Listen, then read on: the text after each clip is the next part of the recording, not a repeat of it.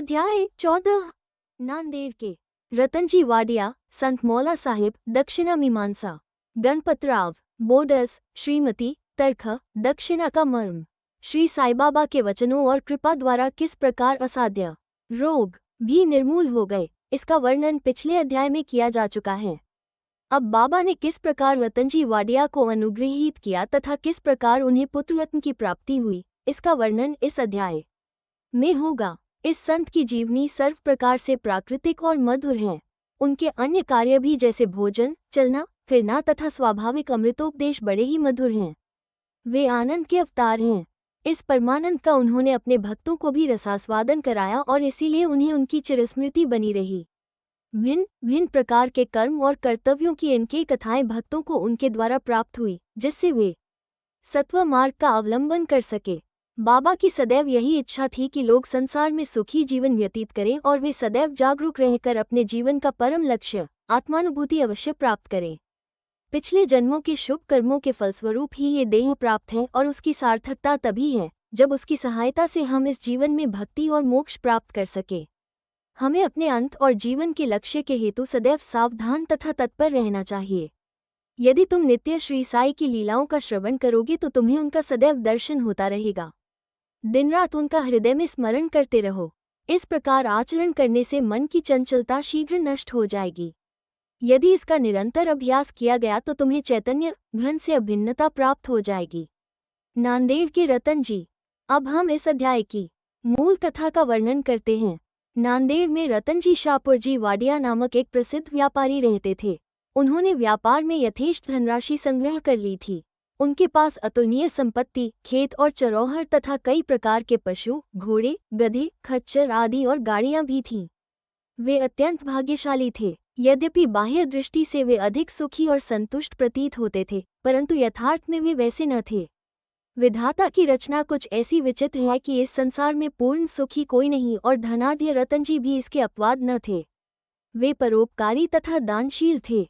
वे दीनों को भोजन और वस्त्र वितरण करते तथा सभी लोगों की अनेक प्रकार से सहायता किया करते थे।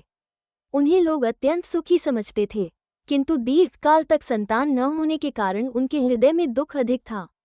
जिस प्रकार प्रेम तथा भक्तिरहित कीर्तन, वाद्य रहित संगीत, यज्ञोपवीत रहित ब्राह्मण, व्यवहारिक ज्ञान रहित कलाकार, पश्चाताप रहित तीर्थयात्रा और कंठमाला रहित अलंकार उत्तम प्रतीत नहीं होते, उसी प्रकार संतान रहित गृहस्थ का घर भी सूना ही रहता है।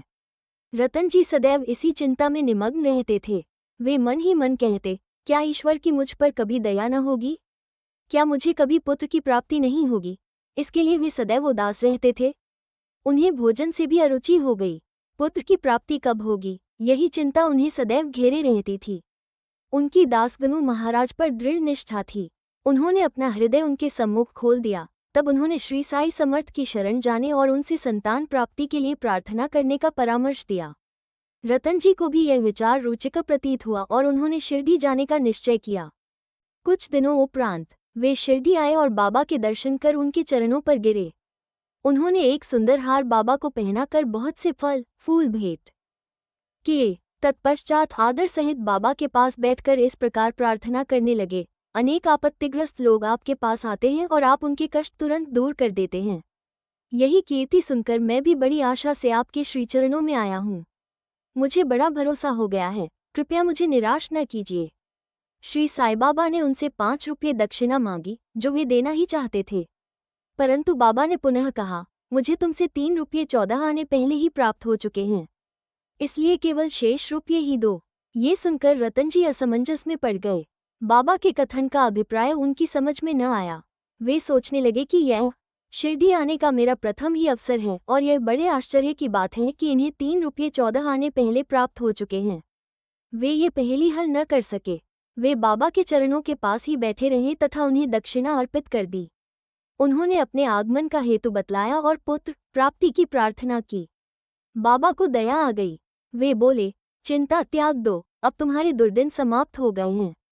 इसके बाद बाबा ने उदी देकर अपना वरदहस्त उनके मस्तक पर रखकर कहा, अल्लाह तुम्हारी इच्छा पूरी करेगा।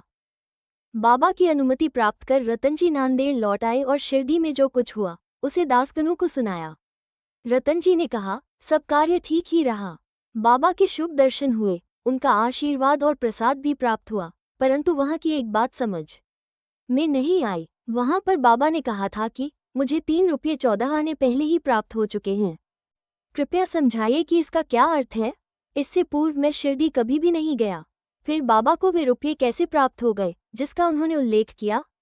दासगणों के लिए भी यह एक पहेली ही थी। बहुत दिनों तक वे इस पर विचार करते रहे।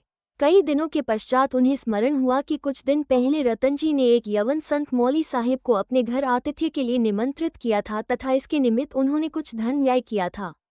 मौली साहिब नांदेड़ के एक श्री साई सच्चरित्र प्रसिद्ध संत थे जो कुली का काम किया करते थे। जब रतन जी ने शिरडी जाने का निश्चय किया था, उसके कुछ दिन पूर्व ही मौली साहिब अनायास ही रतन जी के घर आए। रतन जी उनसे अच्छी तरह परिचित थे तथा उनसे प्रेम करते थे, इसलिए उनके सत्कार में उन्होंने एक छोटे से जलपान की व्यवस्था भी की थी। दासगणों ने रतन जी से आतिथ्य के खर्च की सूची मांगी और यह जानकर सबको आश्चर्य हुआ कि खर्चा 3 रुपये 14 आने ही हुआ था, न इससे कम था और अधिक। सबको बाबा की त्रिकालज्ञता विदित हो गई। यद्यपि वे शिरडी में विराजमान थे, परंतु शिरडी के बाहर क्या हो रहा है इसका उन्हें पूरा ज्ञान था। यथार्थ में बाबा भूत, भविष्यत और वर्तमान के पूर्ण ज्ञाता और प्रत्येक आत्मा तथा हृदय के साथ संबद्ध थे। अन्यथा मौली साहिब के स्वागतार्थ खर्च की गई रकम बाबा को कैसे विदित हो सकती थी। रतन जी इस उत्तर से संतुष्ट हो गए और उनकी साईचरणों में प्रगाढ़ प्रीति हो गई। उपयुक्त समय पर उनके यहाँ एक पुत्र का जन्म हुआ, जिससे उनके हर्ष का पारावार न रहा। कहते हैं कि उनके यहाँ 12 संतानें हुई, जिनमें से केवल 4 शेष रहीं। इस अध्याय के नीचे लिखा है कि बाबा ने राव बहादुर हरि विनायक साठे को उनकी पहली पत्नी की मृत्यु के पश्चात दूसरा ब्याह करने पर पुत्र रत्न की प्राप्ति बतलाई।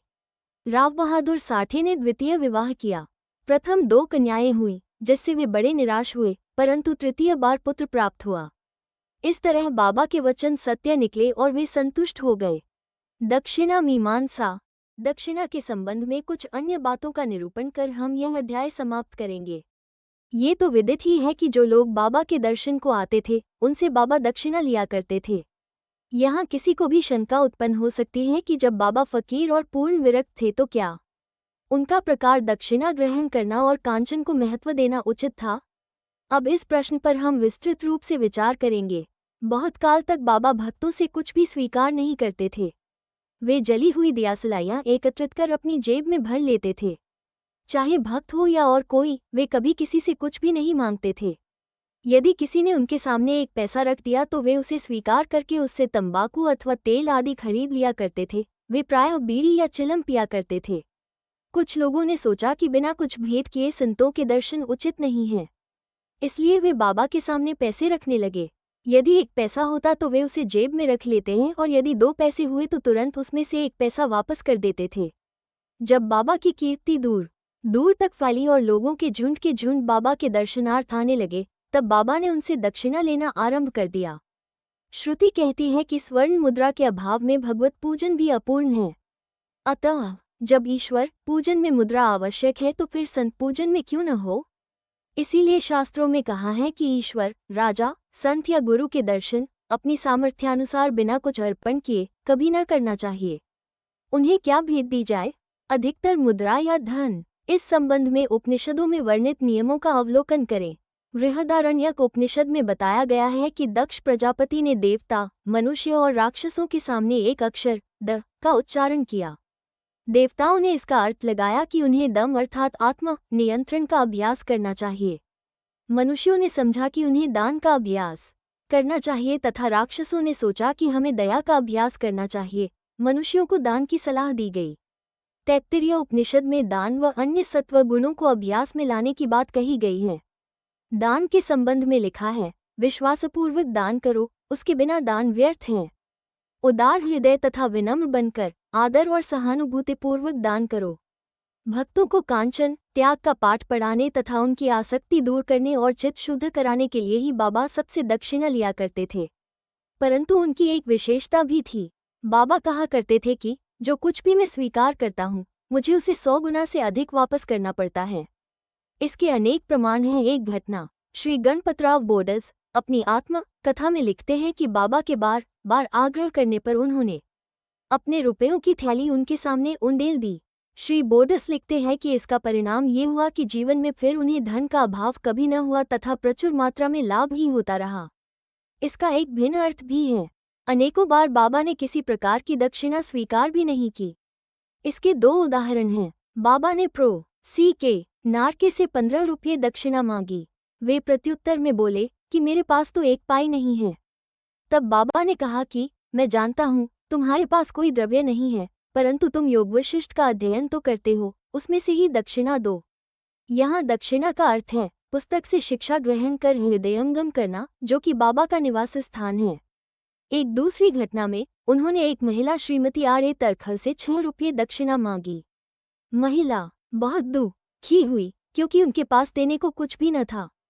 उनके पति ने उन्हें समझाया कि बाबा का अर्थ तो षड्रिपुओं से है, जिन्हें बाबा को समर्पित कर देना चाहिए।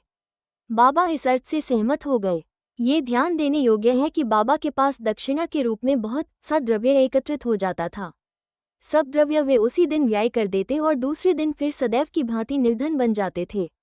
जब उन्होंने महासमाधि ली तो 10 वर्ष तक हजारों रुपया दक्षिणा मिलने पर भी उनके पास स्वल्प राशि ही शेष थी।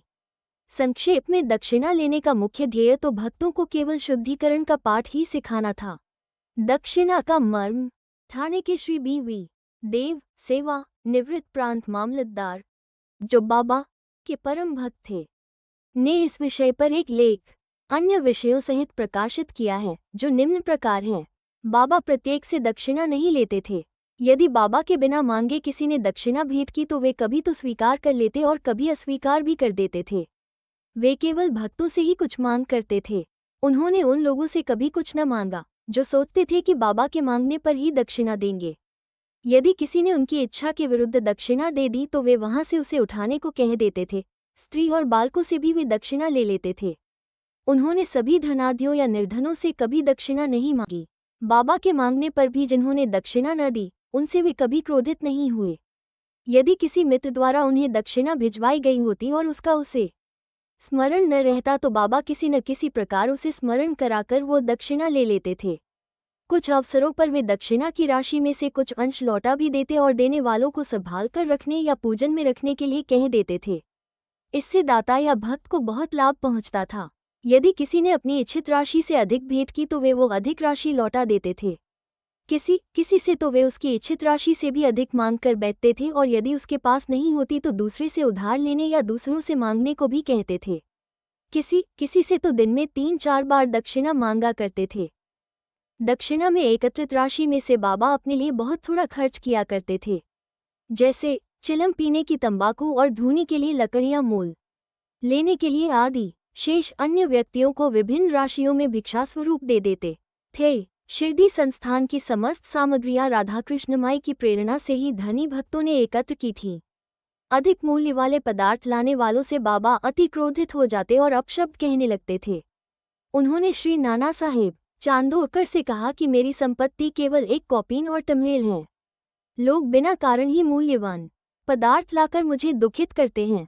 श्री देव ने गीता और उपनिषद से घटनाएं उद्धृत की हैं कि किसी तीर्थस्थान में किसी पूज्य संत को दिया हुआ दान दाता को बहुत कल्याणकारी होता है। बाबा के भक्तों को शिरडी और शिरडी के प्रमुख देवता साईं बाबा से पवित्र और यही क्या। पूर्ण विराम। श्री सद्गुरु साईनाथार्पणमस्तु। शुभं भवतु। अध्याय 15। नारदीय कीर्तन पद्धति। श्री चोलकर की शक्कर रहित चाय 2 छिपकलियां। पाठकों को स्मरण होगा कि 6 अध्याय के अनुसार शिरडी में रामनवमी उत्सव मनाया जाता था। ये कैसे प्रारंभ हुआ और पहले वर्ष ही इस अवसर पर कीर्तन करने के लिए एक अच्छे हरिदास के मिलने में क्या क्या कठिनाइयां हुई, इसका भी वर्णन वहां किया गया है। इस अध्याय में दासगणों की कीर्तन पद्धति का वर्णन होगा। नारदीय कीर्तन पद्धति। बहुधा हरिदास कीर्तन करते समय एक लंबा अंगरखा और पूरी पोशाक पहनते हैं। वे सिर पर फेंटा या साफा बांधते हैं और एक लंबा कोट तथा भीतर कमीज, कंधे पर गमछा और सदैव की भांति एक लंबी धोती पहनते हैं। एक बार गांव में कीर्तन के लिए जाते हुए दासगणों भी उपयुक्त रीति से सज धज कर बाबा को प्रणाम करने पहुंचे। बाबा उन्हें देखते ही कहने लगे, अच्छा दूल्हा राजा, इस प्रकार बंठन कर कहाँ जा रहे हो? उत्तर मिला कि कीर्तन के लिए।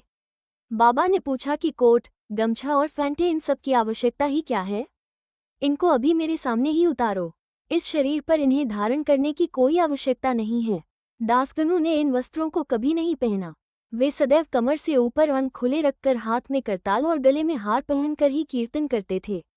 ये पद्धति यद्यपि हरिदासों द्वारा अपनाई गई पद्धति के अनुरूप नहीं है, परंतु फिर भी शुद्ध तथा पवित्र है। कीर्तन पद्धति के जन्मदाता नारद मुनि कटी से ऊपर सिर तक कोई वस्त्र धारण नहीं करते थे। वे एक हाथ में वीणा लेकर हरि कीर्तन करते हुए त्रिलोक में घूमते थे। श्री चोलकर की शक्कर रहित चाय बाबा की कीर्ति पूना और अहमदनगर जिलों में फैल चुकी थी, परंतु श्री नाना साहेब चांदोरकर के व्यक्तिगत वार्तालाप तथा दासगणों के मधुर कीर्तन द्वारा बाबा की कीर्ति कोंकण में भी फैल गई।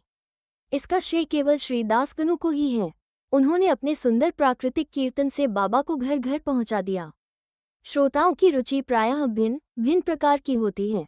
किसी को हरिदासों की विद्वता, किसी को भाव, किसी को गायन, तो किसी को चुटकुले तथा किसी को वेदांत विवेचन और किसी को उनकी मुख्य कथा रुचिकर प्रतीत होती है।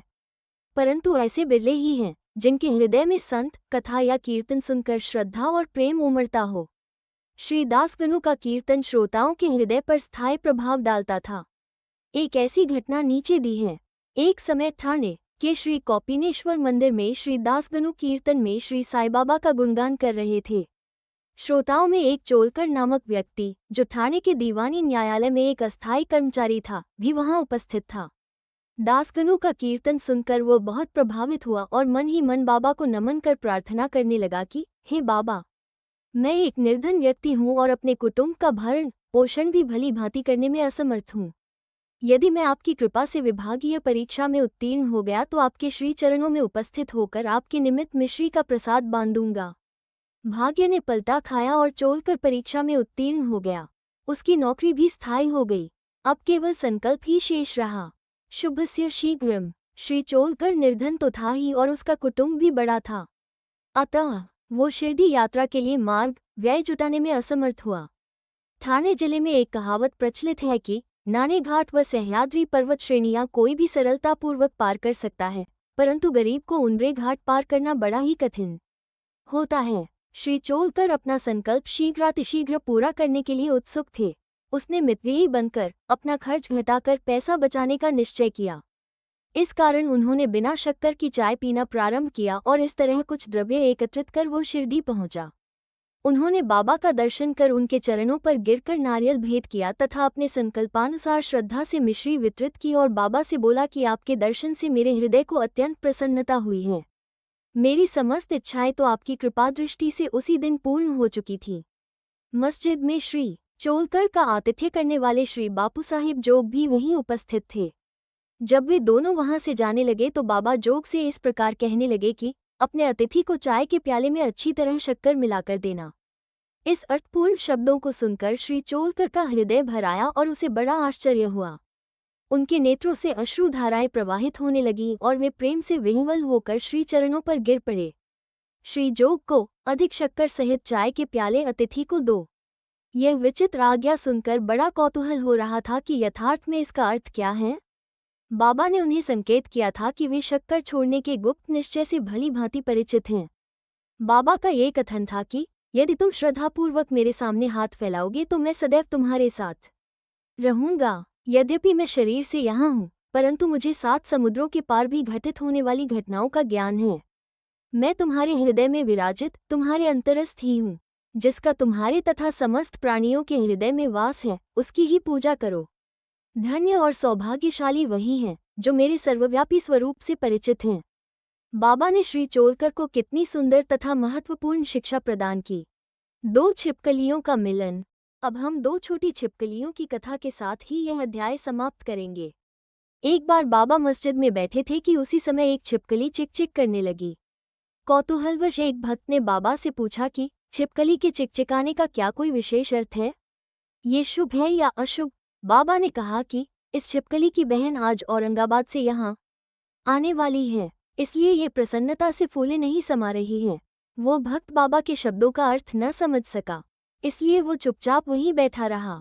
इसी समय औरंगाबाद से एक आदमी घोड़े पर बाबा के दर्शनार्थ आया। वो तो आगे जाना चाहता था, परंतु घोड़ा अधिक भूखा होने के कारण बढ़ता ही न था। तब उसने चने की एक थैली निकाली और धूल झटकारने के लिए उसे भूमि पर फटकारा तो उसमें से एक छिपकली निकली और सबके देखते देखते ही वो दीवार पर चढ़ गई। बाबा ने प्रश्न करने वाले भक्त से ध्यानपूर्वक देखने को कहा। छिपकली तुरंत ही गर्व से अपनी बहन के पास पहुंच गई थी। दोनों बहनें बहुत देर तक एक दूसरे से मिली और परस्पर चुंबन व आलिंगन कर चारों ओर घूम घूम कर प्रेमपूर्वक नाचने लगीं। कहाँ शिरडी और कहाँ औरंगाबाद, किस प्रकार एक आदमी घोड़े पर सवार होकर थैली में छिपकली को लिए हुए वहां पहुंचता है और बाबा को उन दो बहनों की भेंट का पता कैसे चला, ये सब घटना बहुत आश्चर्यजनक है और बाबा की सर्वव्यापकता की द्योतक है। शिक्षा। जो कोई इस अध्याय का ध्यानपूर्वक पठन और मनन करेगा, साई कृपा से उसके समस्त कष्ट दूर हो जाएंगे और वो पूर्ण सुखी बनकर शांति को प्राप्त होगा। श्री सद्गुरु साईनाथार्पणमस्तु। शुभं भवतु। पूर्व विषय अध्याय 16-17। शीघ्र ब्रह्मज्ञान की प्राप्ति, ब्रह्मज्ञान की योग्यताएं, बाबा का उपदेश, बाबा का वैशिष्ट्य। गत अध्याय में श्री चोलकर का अल्प संकल्प किस प्रकार पुनर्तः फलीभूत हुआ, इसका वर्णन किया गया है। उस कथा में श्री साईं बाबा ने दर्शाया था कि प्रेम तथा भक्तिपूर्वक अर्पित की हुई तुच्छ वस्तु भी वे सहर्ष स्वीकार कर लेते थे, परंतु यदि वो अहंकार सहित भेंट की गई तो वो अस्वीकृत कर दी जाती थी। पूर्ण सच्चिदानंद होने के कारण वे बाह्य आचार विचारों को विशेष महत्व न देते थे और विनम्रता और आदर सहित भेंट की गई वस्तु का स्वागत करते थे। यथार्थ में देखा जाए तो सद्गुरु साईं बाबा से अधिक दयालु और हितैषी दूसरा इस संसार में कौन हो सकता है। उनकी तुलना समस्त इच्छाओं को पूर्ण करने वाली चिंतामणि या कामधेनु से भी नहीं हो सकती। जिस अमूल्य निधि की उपलब्धि हमें सद्गुरु से होती है वो कल्पना से भी परे है। ब्रह्म ज्ञान प्राप्ति की इच्छा से आए हुए एक धनाढ्य व्यक्ति को श्री साईं बाबा ने किस प्रकार उपदेश किया, उसे अब श्रवण करें। एक धनी व्यक्ति अपने जीवन में सब प्रकार से संपन्न था। उसके पास अतुल संपत्ति, घोड़े, भूमि और अनेक दास और दासियां थीं। जब बाबा की कीर्ति उसके कानों तक पहुंची तो उसने अपने एक मित्र से कहा कि मेरे लिए अब किसी वस्तु की अभिलाषा शेष नहीं रह गई है, इसलिए अब शिरडी जाकर बाबा से ब्रह्मज्ञान प्राप्त करना चाहिए और यदि किसी प्रकार उसकी प्राप्ति हो गई तो फिर मुझसे अधिक सुखी और कौन हो सकता है। उनके मित्र ने उन्हें समझाया कि ब्रह्मज्ञान की प्राप्ति सहज नहीं है, विशेषकर तुम जैसे मोहग्रस्त को, जो सदैव स्त्री, संतान और द्रव्योपार्जन में ही फंसा रहता है। तुम्हारी ब्रह्मज्ञान की आकांक्षा की पूर्ति कौन करेगा, जो भूलकर भी कभी एक फूटी कौड़ी का भी दान नहीं देता। अपने मित्र के परामर्श की उपेक्षा कर वे आने जाने के लिए एक तांगा लेकर शिरडी आए और सीधे मस्जिद पहुंचे। साईं बाबा के दर्शन कर उनके चरणों पर गिरे और प्रार्थना की कि आप यहाँ आने वाले समस्त लोगों को अल्प समय में ही ब्रह्मदर्शन करा देते हैं। केवल यही सुनकर मैं बहुत दूर से इतना मार्ग चलकर आया हूँ। मैं इस यात्रा से अधिक थक गया हूँ। यदि कहीं मुझे ब्रह्मज्ञान की प्राप्ति हो जाए तो मैं ये कष्ट उठाना अधिक सफल और सार्थक समझूंगा। बाबा बोले, मेरे प्रिय मित्र, इतने अधीर न हो, मैं तुम्हें शीघ्र ही ब्रह्म का दर्शन करा दूंगा। मेरे सब व्यवहार तो नगद ही हैं और मैं उधार कभी नहीं करता। इसी कारण अनेक लोग धन, स्वास्थ्य, शक्ति, मान, पद, आरोग्य तथा अन्य पदार्थों की इच्छापूर्ति के हेतु मेरे समीप आते हैं। ऐसा तो कोई बिल्ला ही आता है जो ब्रह्मज्ञान का पिपासु हो। भौतिक पदार्थों की अभिलाषा से यहाँ आने वाले लोगों का कोई अभाव नहीं, परंतु आध्यात्मिक जिज्ञासुओं का आगमन बहुत ही दुर्लभ है। मैं सोचता हूँ कि यह क्षण मेरे लिए बहुत ही धन्य तथा शुभ है, जब आप सरीखे महानुभाव यहाँ पधारकर मुझे ब्रह्मज्ञान देने के लिए जोर दे रहे हैं। मैं सहर्ष आपको ब्रह्म दर्शन करा दूंगा। ये कहकर बाबा ने उन्हें ब्रह्म दर्शन कराने के हेतु अपने पास बिठा लिया और इधर उधर की चर्चाओं में लगा दिया, जिससे कुछ समय के लिए वे अपना प्रश्न भूल गए।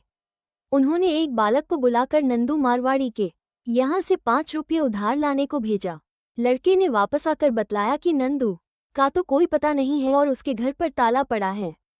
फिर बाबा ने उसे दूसरे व्यापारी के यहाँ भेजा। इस बार भी लड़का रुपये लाने में असफल ही रहा।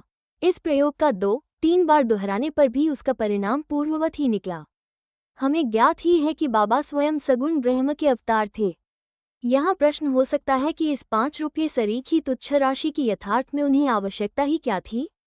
उन्हें बिल्कुल आवश्यकता ही न थी। वे तो पूर्ण रीति से जानते होंगे कि नंदू घर पर नहीं है। यह नाटक तो उन्होंने केवल अन्वेषक के परीक्षार्थ ही रचा था।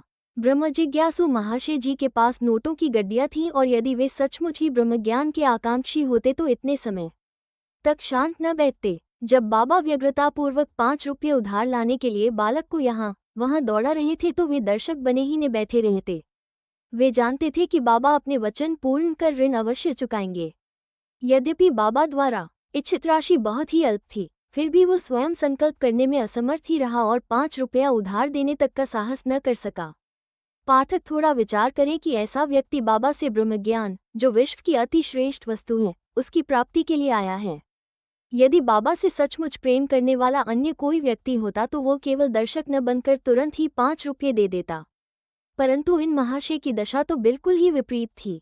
उन्होंने न रुपये दिए और न शांत ही बैठे, वरन वापस जल्द लौटने की तैयारी करने लगे और अधीर होकर बाबा से बोले कि अरे बाबा, कृपया मुझे शीघ्र ब्रह्म ज्ञान दो।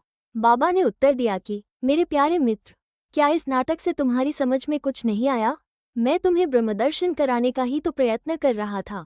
संक्षेप में तात्पर्य यह है कि ब्रह्म का दर्शन करने के लिए 5 वस्तुओं का त्याग करना पड़ता है: 5 प्राण, 5 इंद्रियां, मन, बुद्धि तथा अहंकार। ये हुआ ब्रह्म ज्ञान। आत्मानुभूति का मार्ग भी उसी प्रकार है जिस प्रकार तलवार की धार पर चलना।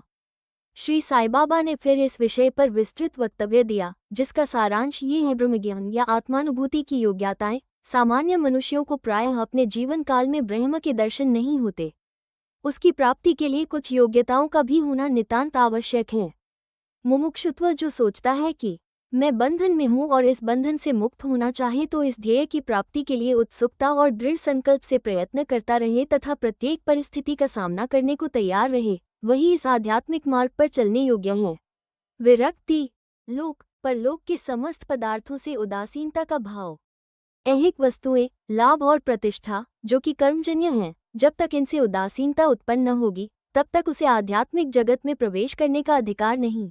अंतर्मुखता, ईश्वर ने हमारी इंद्रियों की रचना ऐसी की है कि उनकी स्वाभाविक वृत्ति सदैव बाहर की ओर आकृष्ट करती है।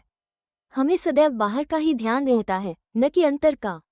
जो आत्मदर्शन और दैविक जीवन के इच्छुक हैं, उन्हें अपनी दृष्टि अंतर्मुखी बनाकर अपने आप में ही लीन होना चाहिए। पाप शुद्धि, जब तक मनुष्य दुष्टता त्याग कर दुष्कर्म करना नहीं छोड़ता, तब तक न तो उसे पूर्ण शांति ही मिलती है और न मन ही स्थिर होता है। वो मात्र बुद्धि बल द्वारा ज्ञान लाभ कदापि नहीं कर सकता। उचित आचरण, जब तक मनुष्य सत्यवादी, त्यागी और अंतर्मुखी बनकर ब्रह्मचर्य व्रत का पालन करते हुए जीवन व्यतीत नहीं करता, तब तक उसे आत्मोपलब्धि संभव नहीं। सार वस्तु ग्रहण करना। 2 प्रकार की वस्तुएं हैं, नित्य और अनित्य। पहली आध्यात्मिक विषयों से संबंधित है तथा दूसरी सांसारिक विषयों से। मनुष्यों को इन दोनों का सामना करना पड़ता है। उस विवेक द्वारा किसी एक का चुनाव करना पड़ता है। विद्वान पुरुष अनित्य से नित्य को श्रेयस्कर मानते हैं, परंतु जो मूढ़मती हैं, वे आसक्तियों के वशीभूत होकर अनित्य को ही श्रेष्ठ जानकर उस पर आचरण करते हैं। मन और इंद्रियों का निग्रह। शरीर एक रथ है, आत्मा उसका स्वामी तथा बुद्धि सारथी है। मन लगाम है और इंद्रियां उसके घोड़े। इंद्रिय नियंत्रण ही उसका पथ है। जो अल्प बुद्धि हैं और जिनके मन चंचल हैं तथा जिनकी इंद्रियां सारथी के दुष्ट घोड़ों के समान हैं, वे अपने गंतव्य स्थान पर नहीं पहुँचते तथा जन्म मृत्यु के चक्र में ही घूमते रहते हैं। परंतु जो विवेकशील हैं, जिन्होंने अपने मन पर नियंत्रण कर लिया है तथा जिनकी इंद्रियां सारथी के उत्तम घोड़ों के समान नियंत्रण में हैं, वे ही गंतव्य स्थान पर पहुँच पाते हैं, अर्थात उन्हें परम पद की प्राप्ति हो जाती है और उनका पुनर्जन्म नहीं होता। जो व्यक्ति अपनी बुद्धि द्वारा मन को वश में कर लेता है, वह अंत में अपना लक्ष्य प्राप्त कर उस सर्वशक्तिमान भगवान विष्णु के लोक में पहुंच जाता है। मन की पवित्रता। जब तक मनुष्य निष्काम कर्म नहीं करता, तब तक उसे चित्त शुद्धि एवं आत्म दर्शन संभव नहीं है। विशुद्ध मन में ही विवेक और वैराग्य उत्पन्न होते हैं, जिससे आत्म दर्शन के पथ में प्रगति हो जाती है। अहंकार शून्य हुए बिना तृष्णा से छुटकारा पाना संभव नहीं है। विषय वासना आत्मानुभूति के मार्ग में विशेष बाधक हैं। ये धारणा कि मैं शरीर हूँ एक भ्रम है। यदि तुम्हें अपने जीवन के ध्येय को प्राप्त करने की अभिलाषा है तो इस धारणा तथा आसक्ति का सर्वथा त्याग कर दो। गुरु की आवश्यकता। आत्मज्ञान इतना गूढ़ और रहस्यमय है कि मात्र निज प्रयत्न से उसकी प्राप्ति संभव नहीं। इस कारण आत्मानुभूति प्राप्त गुरु की सहायता परम आवश्यक है। अत्यंत कठिन परिश्रम और कष्टों के उपरांत भी दूसरे क्या दे सकते हैं जो ऐसे गुरु की कृपा से सहज ही प्राप्त हो सकता है? जिसने स्वयं उस मार्ग का अनुसरण कर अनुभव कर लिया हो, वही अपने शिष्य को भी सरलतापूर्वक पग पग पर आध्यात्मिक उन्नति करा सकता है। अंत में ईश कृपा परमावश्यक है। एक जब भगवान किसी पर कृपा करते हैं तो वे उसे विवेक और वैराग्य देकर इस भवसागर से पार कर देते हैं। यह आत्मानुभूति न तो नाना प्रकार की विद्याओं और बुद्धि द्वारा हो सकती है और न शुष्क वेदाध्ययन द्वारा ही। इसके लिए जिस किसी को यह आत्मा वरण करती है उसी को प्राप्त होती है तथा उसी के सम्मुख वह अपना स्वरूप प्रकट करती है। कठोपनिषद में ऐसा ही वर्णन किया गया है। बाबा का उपदेश। जब यह उपदेश समाप्त हो गया तो बाबा उन महाशय से बोले कि अच्छा महाशय, आपकी जेब में 5 रुपये के 50 गुना रुपयों के रूप में ब्रह्म है, उसे कृपया बाहर निकालिए। उसने नोटों की गड्डी बाहर निकाली और गिनने पर सबको अत्यंत आश्चर्य हुआ कि वे 10-10 के 25 नोट थे। बाबा की यह सर्वज्ञता देखकर वे महाशय द्रवित हो गए और बाबा के चरणों पर गिरकर आशीर्वाद की प्रार्थना करने लगे। तब बाबा बोले कि अपना ब्रह्म का ये बंडल लपेट लो। जब तक तुम्हारा लोग 66 तद्विद्वी प्रणिपातेन परिप्रश्नेन सेव्या उपदेशयन्ति ते ज्ञान ज्ञानस्तत्वदर्शिन गीता 4:34 और ईर्ष्या से पूर्ण छुटकारा नहीं हो जाता, तब तक तुम ब्रह्म के सत्य स्वरूप को नहीं जान सकते। जिसका मन धन, संतान और ऐश्वर्य में लगा है, वो इन सब आसक्तियों को त्यागे बिना कैसे ब्रह्म को जानने की आशा कर सकता है। आसक्ति का भ्रम और धन की तृष्णा दुख का एक भंवर है, जिसमें अहंकार और ईर्ष्यारूपी मगरों का वास है। जो इच्छा रहित होगा, केवल वही यह भवसागर पार कर सकता है। तृष्णा और ब्रह्म के पारस्परिक संबंध इसी प्रकार के हैं, अतः वे परस्पर कट्टर शत्रु हैं। तुलसीदास जी कहते हैं, जहाँ राम तह काम नहीं, जहाँ काम नहीं राम। तुलसी कबहू होत नहीं, रवि रजनी एक ठाम। जहाँ लोभ है, वहाँ ब्रह्म के चिंतन या ध्यान की गुंजाइश ही नहीं है। फिर लोभी पुरुष को विरक्ति और मोक्ष की प्राप्ति कैसे हो सकती है। लालची पुरुष को न तो शांति है और न संतोष ही, और न वो दृढ़ निश्चय ही होता है। यदि कण मात्र भी लोभ मन में शेष रह जाए तो समझना चाहिए कि सब साधनाएं व्यर्थ हो गई। एक उत्तम साधक यदि फल प्राप्ति की इच्छा या अपने कर्तव्यों का प्रतिफल पाने की भावना से मुक्त नहीं है और यदि उनके प्रति उसमें अरुचि उत्पन्न न हो तो सब कुछ व्यर्थ ही हुआ। वो आत्मानुभूति प्राप्त करने में सफल नहीं हो सकता। जो अहंकारी तथा सदैव विषय चिंतन में रत हैं, उन पर गुरु के उपदेशों तथा शिक्षा का कोई प्रभाव नहीं पड़ता। अतः मन की पवित्रता अत्यंत आवश्यक है, क्योंकि उसके बिना आध्यात्मिक साधनाओं का कोई महत्व नहीं तथा वो निरादम्भ ही है। इसलिए श्रेयस्कर यही है कि जिसे जो मार्ग बुद्धिगम्य हो वो उसे ही अपनाए। मेरा खजाना पूर्ण है और मैं प्रत्येक की इच्छानुसार उसकी पूर्ति कर सकता हूँ, परंतु मुझे पात्र की योग्यता अयोग्यता का भी ध्यान रखना पड़ता है। जो कुछ मैं कह रहा हूँ, यदि तुम उसे एकाग्र होकर सुनोगे तो तुम्हें निश्चय ही लाभ होगा। इस मस्जिद में बैठकर मैं कभी असत्य भाषण नहीं करता। जब घर में किसी अतिथि को निमंत्रण दिया जाता है तो उसके साथ परिवार, अन्य मित्र और संबंधी आदि भी भोजन करने के लिए आमंत्रित किए जाते हैं। बाबा द्वारा धनी महाशय को दिए गए इस ज्ञान भोज में मस्जिद में उपस्थित सभी जन सम्मिलित थे। बाबा का आशीर्वाद प्राप्त कर सभी लोग उन धनी महाशय के साथ हर्ष और संतोषपूर्वक अपने अपने घरों को लौट गए। बाबा का वैशिष्ट्य। ऐसे संत अनेक हैं जो घर त्याग कर जंगल की गुफाओं या झोपड़ियों में एकांत वास करते हुए अपनी मुक्ति या मोक्ष प्राप्ति का प्रयत्न करते रहते हैं। वे दूसरों की किंचित मात्र भी उपेक्षा न कर सदा ध्यानस्थ रहते हैं। श्री साईं बाबा इस प्रकृति के न थे। यद्यपि उनके कोई घर द्वार, स्त्री और संतान, समीप या दूर के संबंधी न थे, फिर भी वे संसार में ही रहते थे। वे केवल 4-5 घरों से भिक्षा लेकर सदा नीमवृक्ष के नीचे निवास करते तथा समस्त सांसारिक व्यवहार करते रहते थे। इस विश्व में रहकर किस प्रकार आचरण करना चाहिए, इसकी भी वे शिक्षा देते थे। ऐसे साधु या संत प्रायः बिरले ही होते हैं जो स्वयं भगवत प्राप्ति के पश्चात लोगों के कल्याणार्थ प्रयत्न करें। श्री साईं बाबा इन सब में अग्रणीय थे, इसलिए हेमाड पंत कहते हैं, वो देश धन्य है, वो कुटुंब धन्य है तथा वे माता पिता धन्य हैं, जहाँ साईं बाबा के रूप में यह असाधारण परम श्रेष्ठ अनमोल विशुद्ध रत्न उत्पन्न हुआ। उद्धरण चिन्ह। श्री सद्गुरु साईनाथार्पणमस्तु। शुभन भवतु। अध्याय 18-19। श्री हेमाड पंत पर बाबा की कृपा कैसे हुई। श्री साठे और श्रीमती देशमुख की कथा। उत्तम विचारों को प्रोत्साहन, उपदेश में नवीनता, निंदा संबंधी उपदेश और परिश्रम के लिए मजदूरी। ब्रह्मज्ञान हेतु लालायत एक धनी व्यक्ति के साथ बाबा ने किस प्रकार व्यवहार किया, इसका वर्णन हेमाड पंत ने गत 2 अध्यायों में किया है। अब हेमाड पंत पर किस प्रकार बाबा ने अनुग्रह कर उत्तम विचारों को प्रोत्साहन देकर उन्हें फलीभूत किया तथा आत्मोन्नति व परिश्रम के प्रतिफल के संबंध में किस प्रकार उपदेश किए, इनका इन 2 अध्यायों में वर्णन किया जाएगा। पूर्व विषय यह विदित ही है कि सद्गुरु पहले अपने शिष्य की योग्यता पर विशेष ध्यान देते हैं। उनके चित्त को किंचित मात्र भी डावांडोल न कर वे उपयुक्त उपदेश देकर उन्हें आत्मानुभूति की ओर प्रेरित करते हैं। इस संबंध में कुछ लोगों का विचार है कि जो शिक्षा या उपदेश सद्गुरु द्वारा प्राप्त हो उसे अन्य लोगों में प्रसारित न करना चाहिए। उनकी ऐसी भी धारणा है कि उसे प्रकट कर देने से उसका महत्व घट जाता है। यथार्थ में यह दृष्टिकोण संकुचित है। सद्गुरु तो वर्षा ऋतु के मेघ सदृश हैं, जो सर्वत्र एक समान बरसते हैं, अर्थात वे अपने अमृततुल्य उपदेशों को विस्तृत क्षेत्र में प्रसारित करते हैं। प्रथमतः उनके सारांश को ग्रहण कर आत्मसात कर लें और फिर संकीर्णता से रहित होकर अन्य लोगों में प्रचार करें। यह नियम जागृत और स्वप्न दोनों अवस्थाओं में प्राप्त उपदेशों के लिए है। उदाहरणार्थ बुद्ध कौशिक ऋषि ने स्वप्न में प्राप्त प्रसिद्ध रामरक्षा स्तोत्र साधारण जनता के हितार्थ प्रकट कर दिया था। जिस प्रकार एक दयालु माता बालक के उपचारार्थ कड़वी औषधि का बलपूर्वक प्रयोग करती है, उसी प्रकार श्री साईं बाबा भी अपने भक्तों के कल्याणार्थ ही उपदेश दिया करते थे। वे अपनी पद्धति गुप्त न रखकर पूर्ण स्पष्टता को ही अधिक महत्व देते थे। इसी कारण जिन भक्तों ने उनके उपदेशों का पुनर्तः पालन किया, वे अपने ध्येय की प्राप्ति में सफल हुए। श्री साईं बाबा जैसे सद्गुरु ही ज्ञान चक्षुओं को खोलकर आत्मा की दिव्यता का अनुभव देने में समर्थ हैं। विषय वासनाओं से आसक्ति नष्ट कर वे भक्तों की इच्छाओं को पूर्ण कर देते हैं, जिसके फलस्वरूप ही ज्ञान और वैराग्य प्राप्त होकर ज्ञान की उत्तरोत्तर उन्नति होती रहती है। ये सब केवल उसी समय संभव है जब हमें सद्गुरु का सान्निध्य प्राप्त हो तथा सेवा के पश्चात हम उनके प्रेम को प्राप्त कर सके।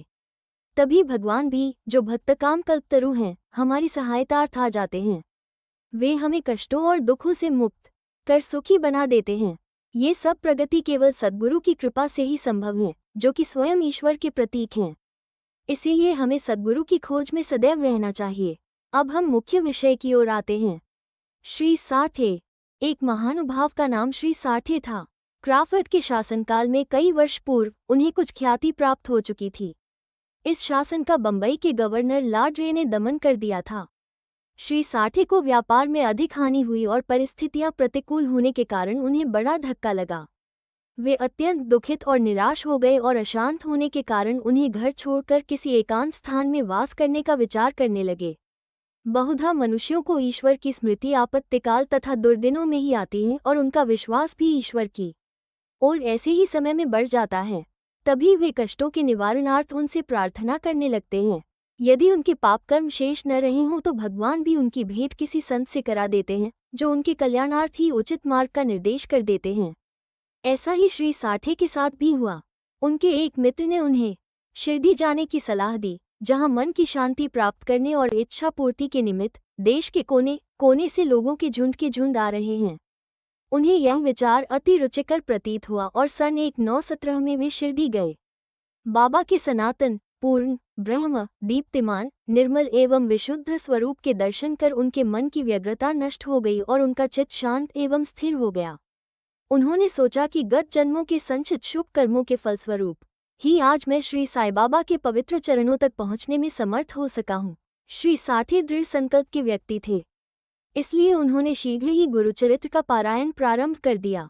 जब 1 सप्ताह में ही चरित्र की प्रथम आवृत्ति समाप्त हो गई, तब बाबा ने उसी रात्रि को उन्हें एक स्वप्न दिया, जो इस प्रकार है। बाबा अपने हाथ में चरित्र लिए हुए हैं और श्री साठे को कोई विषय समझा रहे हैं तथा श्री साठे सम्मुख बैठे ध्यानपूर्वक श्रवण कर रहे हैं। जब उनकी निद्रा भंग हुई तो स्वप्न को स्मरण कर वे बहुत प्रसन्न हुए। उन्होंने विचार किया कि यह बाबा की अत्यंत कृपा है, जो इस प्रकार अचेतनावस्था में पड़े हुओं को जागृत कर उन्हें गुरुचरित्र का अमृतपान करने का अवसर प्रदान करते हैं। उन्होंने ये स्वप्न श्री काका साहिब दीक्षित को सुनाया और श्री साईं बाबा के पास प्रार्थना करने को कहा कि इसका यथार्थ अर्थ क्या है और क्या 1 सप्ताह का पारायण ही मेरे लिए पर्याप्त है अथवा उसे पुनः प्रारंभ करूं। श्री काका साहिब दीक्षित ने उचित अवसर पाकर बाबा से पूछा कि हे देव, उस दृष्टांत से आपने श्री साठे को क्या उपदेश दिया है? क्या वे पारायण सप्ताह स्थगित कर दे? वे एक सरल हृदय भक्त हैं, इसलिए उनकी मनोकामना आप पूर्ण करें और हे देव, कृपा कर उन्हें इस स्वप्न का यथार्थ अर्थ भी समझा दे। तब बाबा बोले कि उन्हें गुरुचरित्र का 1 सप्ताह और पारायण करना उचित है। यदि वे ध्यानपूर्वक पाठ करेंगे तो उनका चित्त शुद्ध हो जाएगा और शीघ्र ही कल्याण होगा। ईश्वर भी प्रसन्न होकर उन्हें भव बंधन से मुक्त कर देंगे। इस अवसर पर श्री हेमाड पंत भी वहां उपस्थित थे और बाबा के चरण कमलों की सेवा कर रहे थे। बाबा के वचन सुनकर उन्हें विचार आया कि साठे को केवल सप्ताह के पारायण से ही मनोवांछित फल की प्राप्ति हो गई, जबकि मैं गत 40 वर्षों से गुरुचरित्र का पारायण कर रहा हूँ, जिसका परिणाम अब तक न निकला। उनका केवल 7 दिनों का शिरडी निवास सफल हुआ और मेरा गत 7 वर्ष का सहवास क्या व्यर्थ हो गया। चातक पक्षी के समान मैं सदा उस कृपाघन की राह देखा करता हूँ जो मेरे ऊपर अमृत वर्षण करे। वे कब मुझे अपने उपदेश देने की कृपा करेंगे? ऐसा विचार उनके मस्तिष्क में आया ही था कि बाबा को सब ज्ञात हो गया। ऐसा भक्तों ने सदैव ही अनुभव किया है कि उनके समस्त विचारों को जानकर बाबा तुरंत को विचारों का दमन कर उत्तम विचारे को प्रोत्साहित करते थे। हेमाड पंत का ऐसा विचार जानकर बाबा ने तुरंत आज्ञा दी कि श्यामा के यहाँ जाओ और कुछ समय उनसे वार्तालाप कर 15 रुपये दक्षिणा ले आओ। बाबा को दया आ गई थी, इसी कारण उन्होंने ऐसी आज्ञा दी। उनकी अवज्ञा करने का साहस भी किसे था। श्री हेमाड पंत शीघ्र श्यामा के घर पहुंचे। इस समय पर श्यामा स्नान कर धोती पहन रहे थे। उन्होंने बाहर आकर हेमाड पंत से पूछा कि आप यहाँ कैसे? जान पड़ता है कि आप मस्जिद से ही आ रहे हैं, तथा आप ऐसे व्यथित और उदास क्यों हैं? आप अकेले ही क्यों आए हैं? आइए, बैठिए और थोड़ा विश्राम तो करिए। जब तक मैं पूजनादि से भी निवृत्त हो जाऊं, तब तक आप कृपा करके पान आदि ले। इसके पश्चात ही हम और आप सुखपूर्वक वार्तालाप करें। ऐसा कहकर वे भीतर चले गए। दालान में बैठे बैठे हेमाड पंत की दृष्टि अचानक खिड़की पर रखी नाथ भागवत पर पड़ी। नाथ भागवत श्री एकनाथ द्वारा महाभागवत के 11वें स्कंद पर मराठी भाषा में की हुई एक टीका है। श्री साईं बाबा की आज्ञानुसार श्री बापू साहेब जोग और श्री काका साहेब दीक्षित शिरडी में नित्य भगवद गीता का मराठी टीका सहित, जिसका नाम भावार्थ दीपिका या ज्ञानेश्वरी है, नाथ भागवत और एकनाथ का महान ग्रंथ भावार्थ रामायण का पठन किया करते थे। जब भक्तगण बाबा से कोई प्रश्न पूछने आते तो वे कभी आंशिक उत्तर देते और कभी उनको उपर्युक्त भागवत तथा प्रमुख ग्रंथों का श्रवण करने को कहते थे, जिन्हें सुनने पर भक्तों को अपने प्रश्नों के पूर्णतया संतोषप्रद उत्तर प्राप्त हो जाते थे। श्री हेमाड पंत भी नित्य प्रति नाथ भागवत के कुछ अंशों का पाठ किया करते थे। आज प्रातः मस्जिद को जाते समय कुछ भक्तों के सत्संग के कारण उन्होंने नित्य नियमानुसार पाठ अधूरा छोड़ दिया था। उन्होंने जैसे ही वो ग्रंथ उठाकर खोला तो अपने अपूर्ण भाग का पृष्ठ सामने देखकर उनको आश्चर्य हुआ। उन्होंने सोचा कि बाबा ने इसी कारण ही मुझे यहाँ भेजा है, ताकि मैं अपना शेष पाठ पूरा कर लूँ, और उन्होंने शेष अंश का पाठ आरंभ कर दिया। पाठ पूर्ण होते ही श्यामा भी बाहर आए और उन दोनों में वार्तालाप होने लगा। हेमाड पंत ने कहा कि मैं बाबा का एक संदेश लेकर आपके पास आया हूँ। उन्होंने मुझे आपसे 15 रुपये दक्षिणा लाने तथा थोड़ी देर वार्तालाप कर आपको अपने साथ लेकर मस्जिद वापस आने की आज्ञा दी है। श्यामा आश्चर्य से बोले, मेरे पास तो 1 फूटी कौड़ी भी नहीं है, इसलिए आप रुपयों के बदले दक्षिणा में मेरे 15 नमस्कार ही ले जाओ। तब हेमाड पंत ने कहा कि ठीक है, मुझे आपके 15 नमस्कार ही स्वीकार हैं। आइए, अब हम कुछ वार्तालाप करें और कृपा कर बाबा की कुछ लीलाएं आप मुझे सुनाएं, जिससे पाप नष्ट हो। श्यामा बोले, तो कुछ देर बैठो। इस ईश्वर की लीला अद्भुत है। कहाँ मैं एक अशिक्षित देहाती और कहाँ आप एक विद्वान। यहाँ आने के पश्चात तो आप बाबा की अनेक लीलाएं स्वयं देख ही चुके हैं, जिनका अब मैं आपके समक्ष कैसे वर्णन कर सकता हूँ। अच्छा, ये पान सुपारी तो खाओ, तब तक मैं कपड़े पहन लूँ। थोड़ी देर में श्यामा बाहर आए और फिर दोनों में इस प्रकार वार्तालाप होने लगा। श्यामा बोले, इस परमेश्वर की लीलाएं अगाध हैं, जिसका कोई पार नहीं। वे तो लीलाओं से अलिप्त रहकर सदैव विनोद किया करते हैं। इसे हम अज्ञानी जीव क्या समझ सके। बाबा स्वयं ही क्यों नहीं कहते, आप सरीखे विद्वान को मुझ जैसे मूर्ख के पास क्यों भेजा है। उनकी कार्यप्रणाली ही कल्पना के परे है। मैं तो इस विषय में केवल इतना ही कह सकता हूँ कि वे लौकिक नहीं हैं।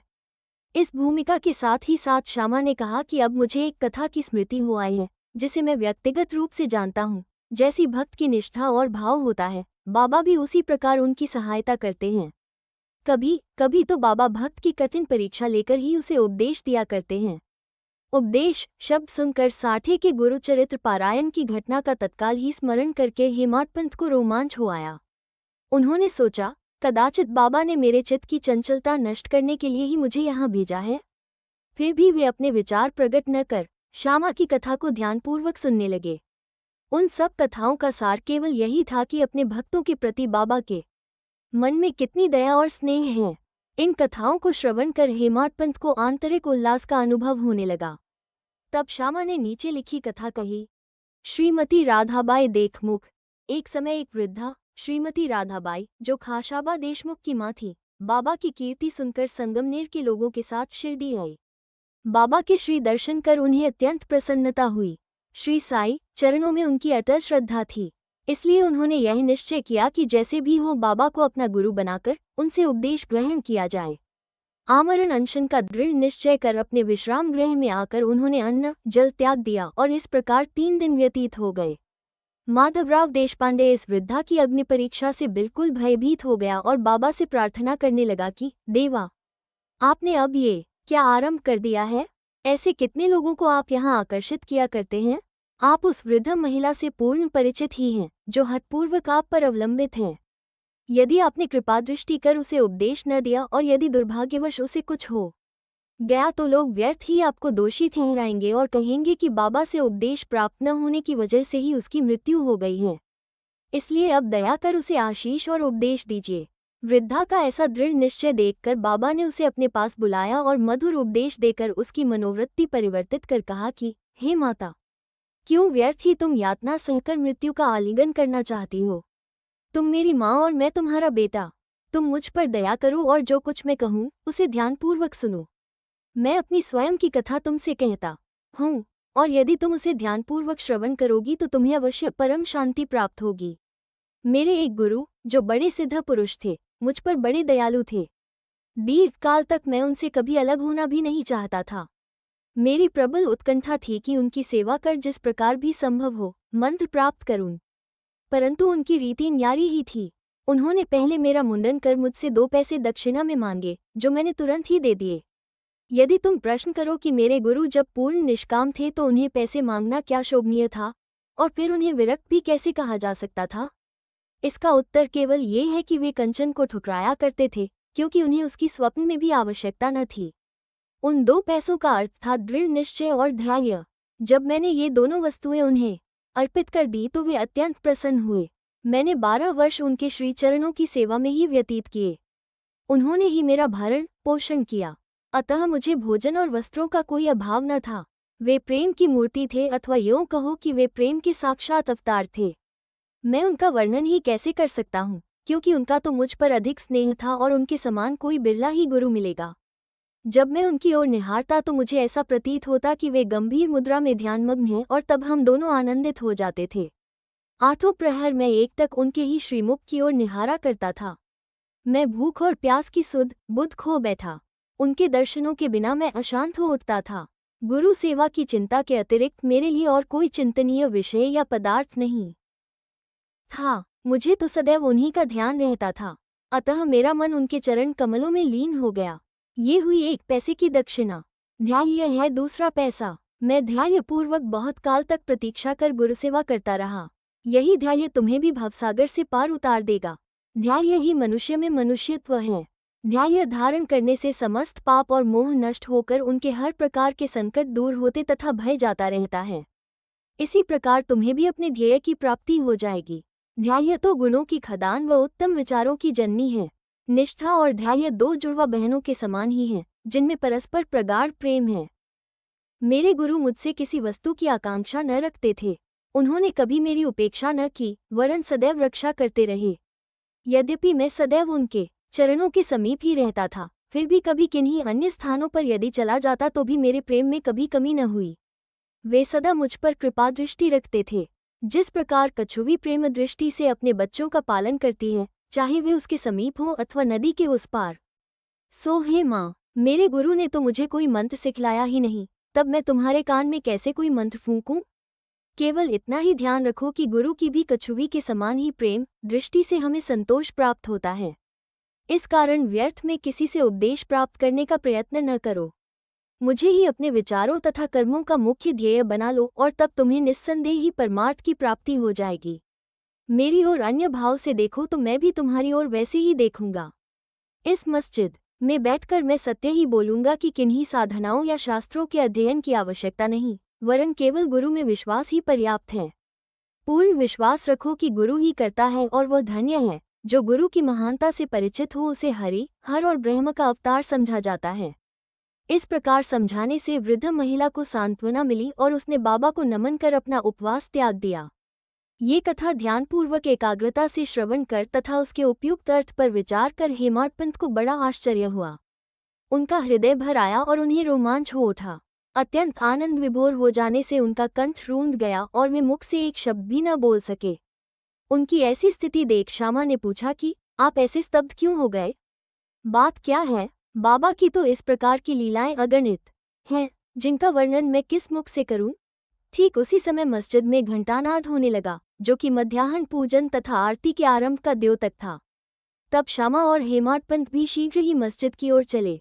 बापू साहेब जोग ने पूजन आरंभ कर दिया था। स्त्रियां मस्जिद में ऊपर खड़ी थीं और पुरुष वर्ग नीचे मंडप में। सब उच्च स्वर में वाद्यों के साथ साथ आरती गा रहे थे। तभी हेमाड पंत का हाथ पकड़े हुए श्यामा भी ऊपर पहुंचे और वे बाबा के दाहिनी ओर तथा हेमाड पंत बाबा के सामने बैठ गए।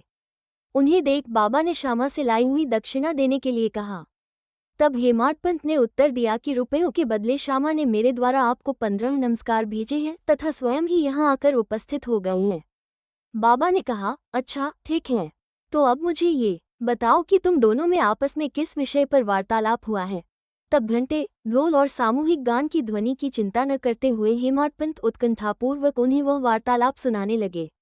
बाबा भी सुनने को अति उत्सुक थे, इसलिए वे तकिया छोड़कर थोड़ा आगे झुक गए। हेमाड पंत ने कहा कि वार्ता अति सुखदायी थी, विशेषकर उस वृद्ध महिला की कथा तो ऐसी अद्भुत थी कि जिसे श्रवण कर मुझे तुरंत ही विचार आया कि आपकी लीलाएं अगाध हैं और इस कथा की ही ओट में आपने मुझ पर विशेष कृपा की है।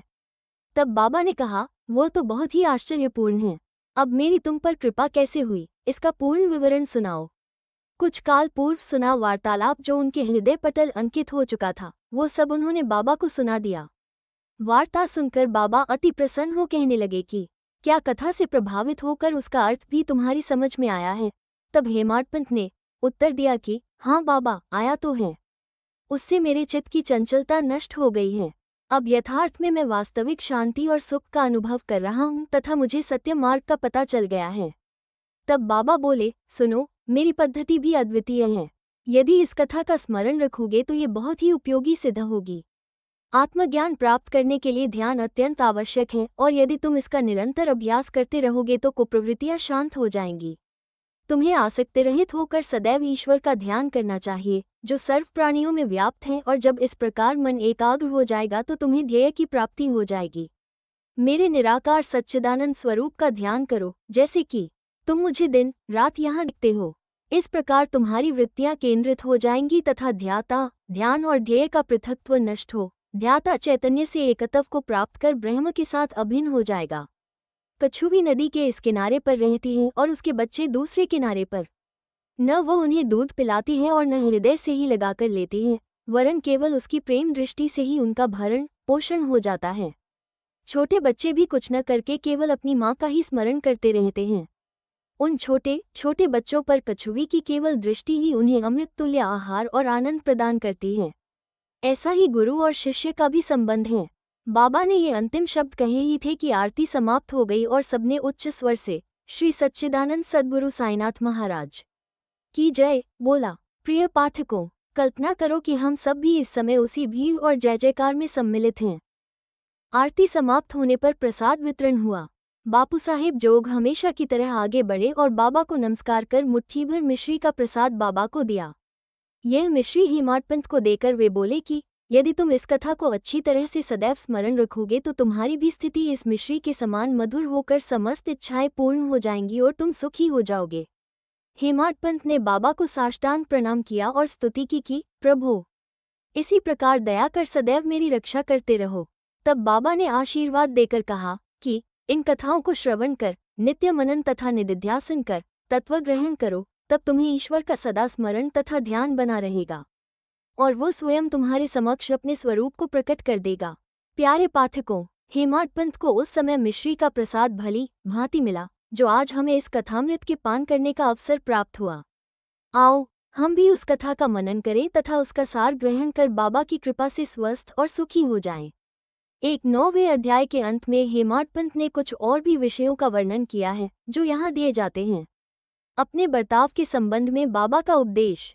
नीचे दिए हुए अमूल्य वचन सर्वसाधारण भक्तों के लिए हैं और यदि उन्हें ध्यान में रखकर आचरण में लाया गया तो सदैव ही कल्याण होगा। जब तक किसी से कोई पूर्व नाता या संबंध न हो तब तक कोई किसी के समीप नहीं जाता। यदि कोई मनुष्य या प्राणी तुम्हारे समीप आए तो उसे घृणा से न ठुकराओ, उसका स्वागत कर आदरपूर्वक बर्ताव करो।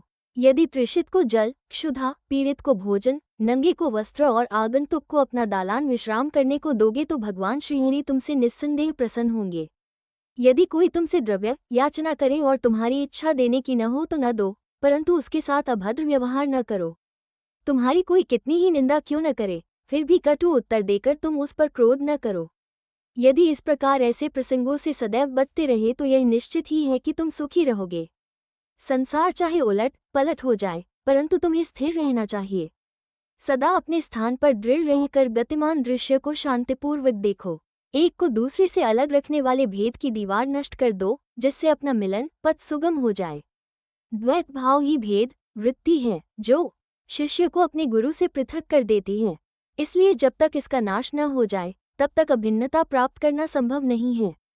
अल्लाह मालिक अर्थात ईश्वर ही सर्वशक्तिमान है और उसके सिवा अन्य कोई संरक्षणकर्ता नहीं है। उनकी कार्य प्रणाली अलौकिक, अनमोल और कल्पना से परे है। उनकी इच्छा से ही सब कार्य होते हैं। वे ही मार्ग प्रदर्शन कर सभी इच्छाएं पूर्ण करते हैं। ऋणानुबंध के कारण ही हमारा समागम होता है, इसलिए हमें परस्पर प्रेम कर एक दूसरे की सेवा कर सदैव संतुष्ट रहना चाहिए। जिसने अपने जीवन का ध्येय पा लिया है वही धन्य और सुखी है। दूसरे तो केवल कहने को ही जब तक प्राण है तब तक जीवित हैं। उत्तम विचारों को प्रोत्साहन। ये ध्यान देने योग्य बात है कि श्री साईं बाबा सदैव उत्तम विचारों को प्रोत्साहन दिया करते थे। इसलिए यदि हम प्रेम और भक्तिपूर्वक अनन्य भाव से उनकी शरण जाएं तो हमें अनुभव हो जाएगा कि वे अनेक अवसरों पर हमें किस प्रकार सहायता पहुंचाते हैं। किसी संत का कथन है कि यदि प्रातःकाल तुम्हारे हृदय में कोई उत्तम विचार उत्पन्न हो और यदि तुम उसका स्मरण दिन भर करो तो वो तुम्हारा विवेक अत्यंत विकसित और चित्त प्रसन्न कर देगा। हेमाडपंत भी इसका अनुभव करना चाहते थे, इसलिए इस पवित्र शिरडी भूमि पर अगले गुरुवार के समूचे दिन नामस्मरण और कीर्तन में ही व्यतीत करूं, ऐसा विचार कर वे सो गए। दूसरे दिन प्रातःकाल उठने पर उन्हें सहज ही राम नाम का स्मरण हो आया, जिससे वे प्रसन्न हुए और नित्य कर्म समाप्त कर कुछ पुष्प लेकर बाबा के दर्शन करने गए। जब वे दीक्षित वाड़ा पर कर बूटी वाड़े के समीप से जा रहे थे तो उन्हें एक मधुर भजन की ध्वनि जो मस्जिद की ओर से आ रही थी सुनाई पड़ी। एकनाथ का ये भजन औरंगाबाद कर मधुर लयपूर्वक बाबा के समक्ष गा रहे थे। गुरु कृपा अंजन पायो मेरे भाई, राम बिना कुछ मानत नहीं धृ अंदर, रामा बाहर रामा, सपने में देखत सीताराम। एक गुरु जागत रामा सोवत रामा, जहाँ देखे वहीं पूरन कामा। दो गुरु एका जनार्दनी अनुभव नीका, जहाँ देखे वहाँ राम सरीखा। तीन गुरु भजन अनेकों हैं परंतु विशेषकर यह भजन ही क्यों औरंगाबाद करने चुना? क्या ये बाबा द्वारा ही संयाजित विचित्र अनुरूपता नहीं है? और क्या ये हेमाडपंत के पिछले दिन अखंड राम नाम स्मरण के संकल्प को प्रोत्साहन देना नहीं है? सभी संतों का इस संबंध में एक ही मत है और सभी राम नाम के जाप को प्रभावकारी तथा भक्तों की इच्छा पूर्ति और सभी कष्टों से छुटकारा पाने के लिए इसे एक अमोघ उपाय बतलाते हैं। निंदा संबंधी उपदेश। उपदेश देने के लिए किसी विशेष समय या स्थान की प्रतीक्षा न कर बाबा यथायोग्य समय पर ही स्वतंत्रतापूर्वक उपदेश दिया करते थे। एक बार एक भक्त ने बाबा की अनुपस्थिति में दूसरे लोगों के सम्मुख किसी की निंदा की। गुणों की उपेक्षा कर उसने अपने भाई के दोषारोपण में इतने बुरे कटु वाक्यों का प्रयोग किया कि सुनने वालों को भी उसके प्रति घृणा होने लगी। बहुधा देखने में आता है कि लोग व्यर्थ ही दूसरों की निंदा कर झगड़ा और बुराइयां उत्पन्न करते हैं। संत तो निंदा को दूसरी ही दृष्टि से देखा करते हैं। उनका कथन है कि शुद्धि के लिए अनेक विधियों में मिट्टी, जल और साबुन पर्याप्त है, परंतु निंदा करने वालों की उपयोगिता भिन्न ही होती है। वे दूसरों के दोषों को केवल अपनी जिह्वा से ही दूर करते हैं और इस प्रकार वे दूसरों की निंदा कर उनका उपकार ही किया करते हैं, जिसके लिए वे धन्यवाद के पात्र हैं। निंदक को उचित मार्ग पर लाने के लिए साईं बाबा की पद्धति सर्वथा ही भिन्न थी। वे तो सर्वज्ञ थे ही, इसलिए उस निंदक के कार्य को भी समझ गए। मध्याह्न काल में जब लेंडी के समीप उससे भेंट हुई, तब उन्होंने विष्ठा खाते हुए एक सूअर की ओर उंगली उठाकर उससे कहा कि देखो, वो कितने प्रेमपूर्वक विष्ठा खा रहा है। तुम जी एक निंदक न्यरे राखिए, आंगन कुटी छवाए, बिन पानी साबुन बिना निर्मल करत सुभाए। कबीर, भरकर अपने भाइयों को सदा अपशब्द कहा करते हो और ये तुम्हारा आचरण भी ठीक उसी की सदृश ही है। अनेक शुभ कर्मों के परिणामस्वरूप ही तुम्हें मानव तन प्राप्त हुआ, और इसलिए यदि तुमने इसी प्रकार आचरण किया तो शिरडी तुम्हारी सहायता क्या कर सकेगी। भक्त ने उपदेश ग्रहण कर लिया और वहां से चला गया। इस प्रकार प्रसंगानुसार ही वे उपदेश दिया करते थे। यदि उन पर ध्यान देकर नित्य उनका पालन किया जाए तो आध्यात्मिक ध्येय अधिक दूर न होगा। एक कहावत प्रचलित है कि यदि मेरा श्रीहरि होगा तो वो मुझे चारपाई पर बैठे बैठे ही भोजन पहुंचाएगा। ये कहावत भोजन और वस्त्र के विषय में सत्य प्रतीत हो सकती है, परंतु यदि कोई इस पर विश्वास कर आलस्यवश बैठा रहे तो वह आध्यात्मिक क्षेत्र में कुछ भी प्रगति न कर उल्टे पतन के घोर अंधकार में निमग्न हो जाएगा। इसलिए आत्मानुभूति प्राप्ति के लिए प्रत्येक को अनवरत परिश्रम करना चाहिए और जितना प्रयत्न वह करेगा उतना ही उसके लिए लाभप्रद भी होगा। बाबा ने कहा कि मैं तो सर्वव्यापी हूँ और विश्व के समस्त भूतों तथा चराचर में व्याप्त रहकर भी अनंत हूँ। केवल उनके भ्रम निवारणार्थ ही जिनकी दृष्टि में वे 3.5 हाथ के मानव थे, स्वयं सगुण रूप धारण कर अवतीर्ण हुए। इसलिए जो भक्त अनन्य भाव से उनकी शरण आए और जिन्होंने दिन रात ही उनका ध्यान किया, उन्हें उनसे अभिन्नता प्राप्त हुई। जिस प्रकार की माधुर्य और मिश्री, लहर और समुद्र तथा नेत्र और कांति में अभिन्नता हुआ करती है। जो आवागमन के चक्र से मुक्त होना चाहे, वे शांत और स्थिर होकर अपना धार्मिक जीवन व्यतीत करें। दुखदायी कटु शब्दों के प्रयोग से किसी को दुखित न कर सदैव उत्तम कार्यों में संलग्न रहकर अपना कर्तव्य करते हुए अनन्य भाव से भयरहित हो उनकी शरण में जाना चाहिए। जो पूर्ण विश्वास से उनकी लीलाओं का श्रवण कर उनका मनन करेगा तथा अन्य वस्तुओं की चिंता त्याग देगा, उसे निस्संदेह ही आत्मानुभूति की प्राप्ति होगी। उन्होंने अनेकों से नाम का जाप कर अपनी शरण में आने को कहा। जो ये जानने को उत्सुक थे कि मैं कौन हूँ, बाबा ने उन्हें भी लीलाएं श्रवण और मनन करने का परामर्श दिया। किसी को भगवत लीलाओं का श्रवण, किसी को भगवत पाद पूजन तो किसी को अध्यात्म रामायण व ज्ञानेश्वरी तथा धार्मिक ग्रंथों का पठन एवं अध्ययन करने को कहा। अनेकों को अपने चरणों के समीप ही रखकर बहुतों को खंडोबा के मंदिर में भेजा तथा अनेकों को विष्णु सहस्रनाम का जाप करने व छांदोग्य उपनिषद तथा गीता का अध्ययन करने को कहा। उनके उपदेशों की कोई सीमा न थी। उन्होंने किन्हीं को प्रत्यक्ष और बहुतों को स्वप्न में दृष्टांत दिए। एक बार वे एक मदिरा सेवी के स्वप्न में प्रकट होकर उसकी छाती पर चढ़ गए और जब उसने मद्यपान त्यागने की शपथ खाई तभी उसे छोड़ा। किसी को मंत्र जैसे गुरु ब्रह्मा आदि का अर्थ स्वप्न में समझाया तथा कुछ हठयोगियों को हठयोग छोड़ने का निर्देश देकर चुपचाप बैठ धैर्य रखने को कहा। उनसे सुगम पथ और विधि का वर्णन ही असंभव है। साधारण सांसारिक व्यवहारों में उन्होंने अपने आचरण द्वारा ऐसे अनेकों उदाहरण प्रस्तुत किए, जिनमें से एक यहाँ नीचे दिया जाता है। परिश्रम के लिए मजदूरी। एक दिन बाबा ने राधाकृष्ण माई के घर के समीप आकर एक सीढ़ी लाने को कहा। तब एक भक्त सीढ़ी ले आया और उनके बतलाए अनुसार वामन गोंदकर के घर पर उसे लगाया। वे उनके घर पर चढ़ गए और राधाकृष्ण माई के छप्पर पर से होकर दूसरे छोर से नीचे उतर आए। इसका अर्थ किसी की समझ में न आया। राधाकृष्ण माई इस समय ज्वर से कांप रही थी, इसलिए हो सकता है कि उनका ज्वर दूर करने के लिए ही उन्होंने ऐसा किया हो।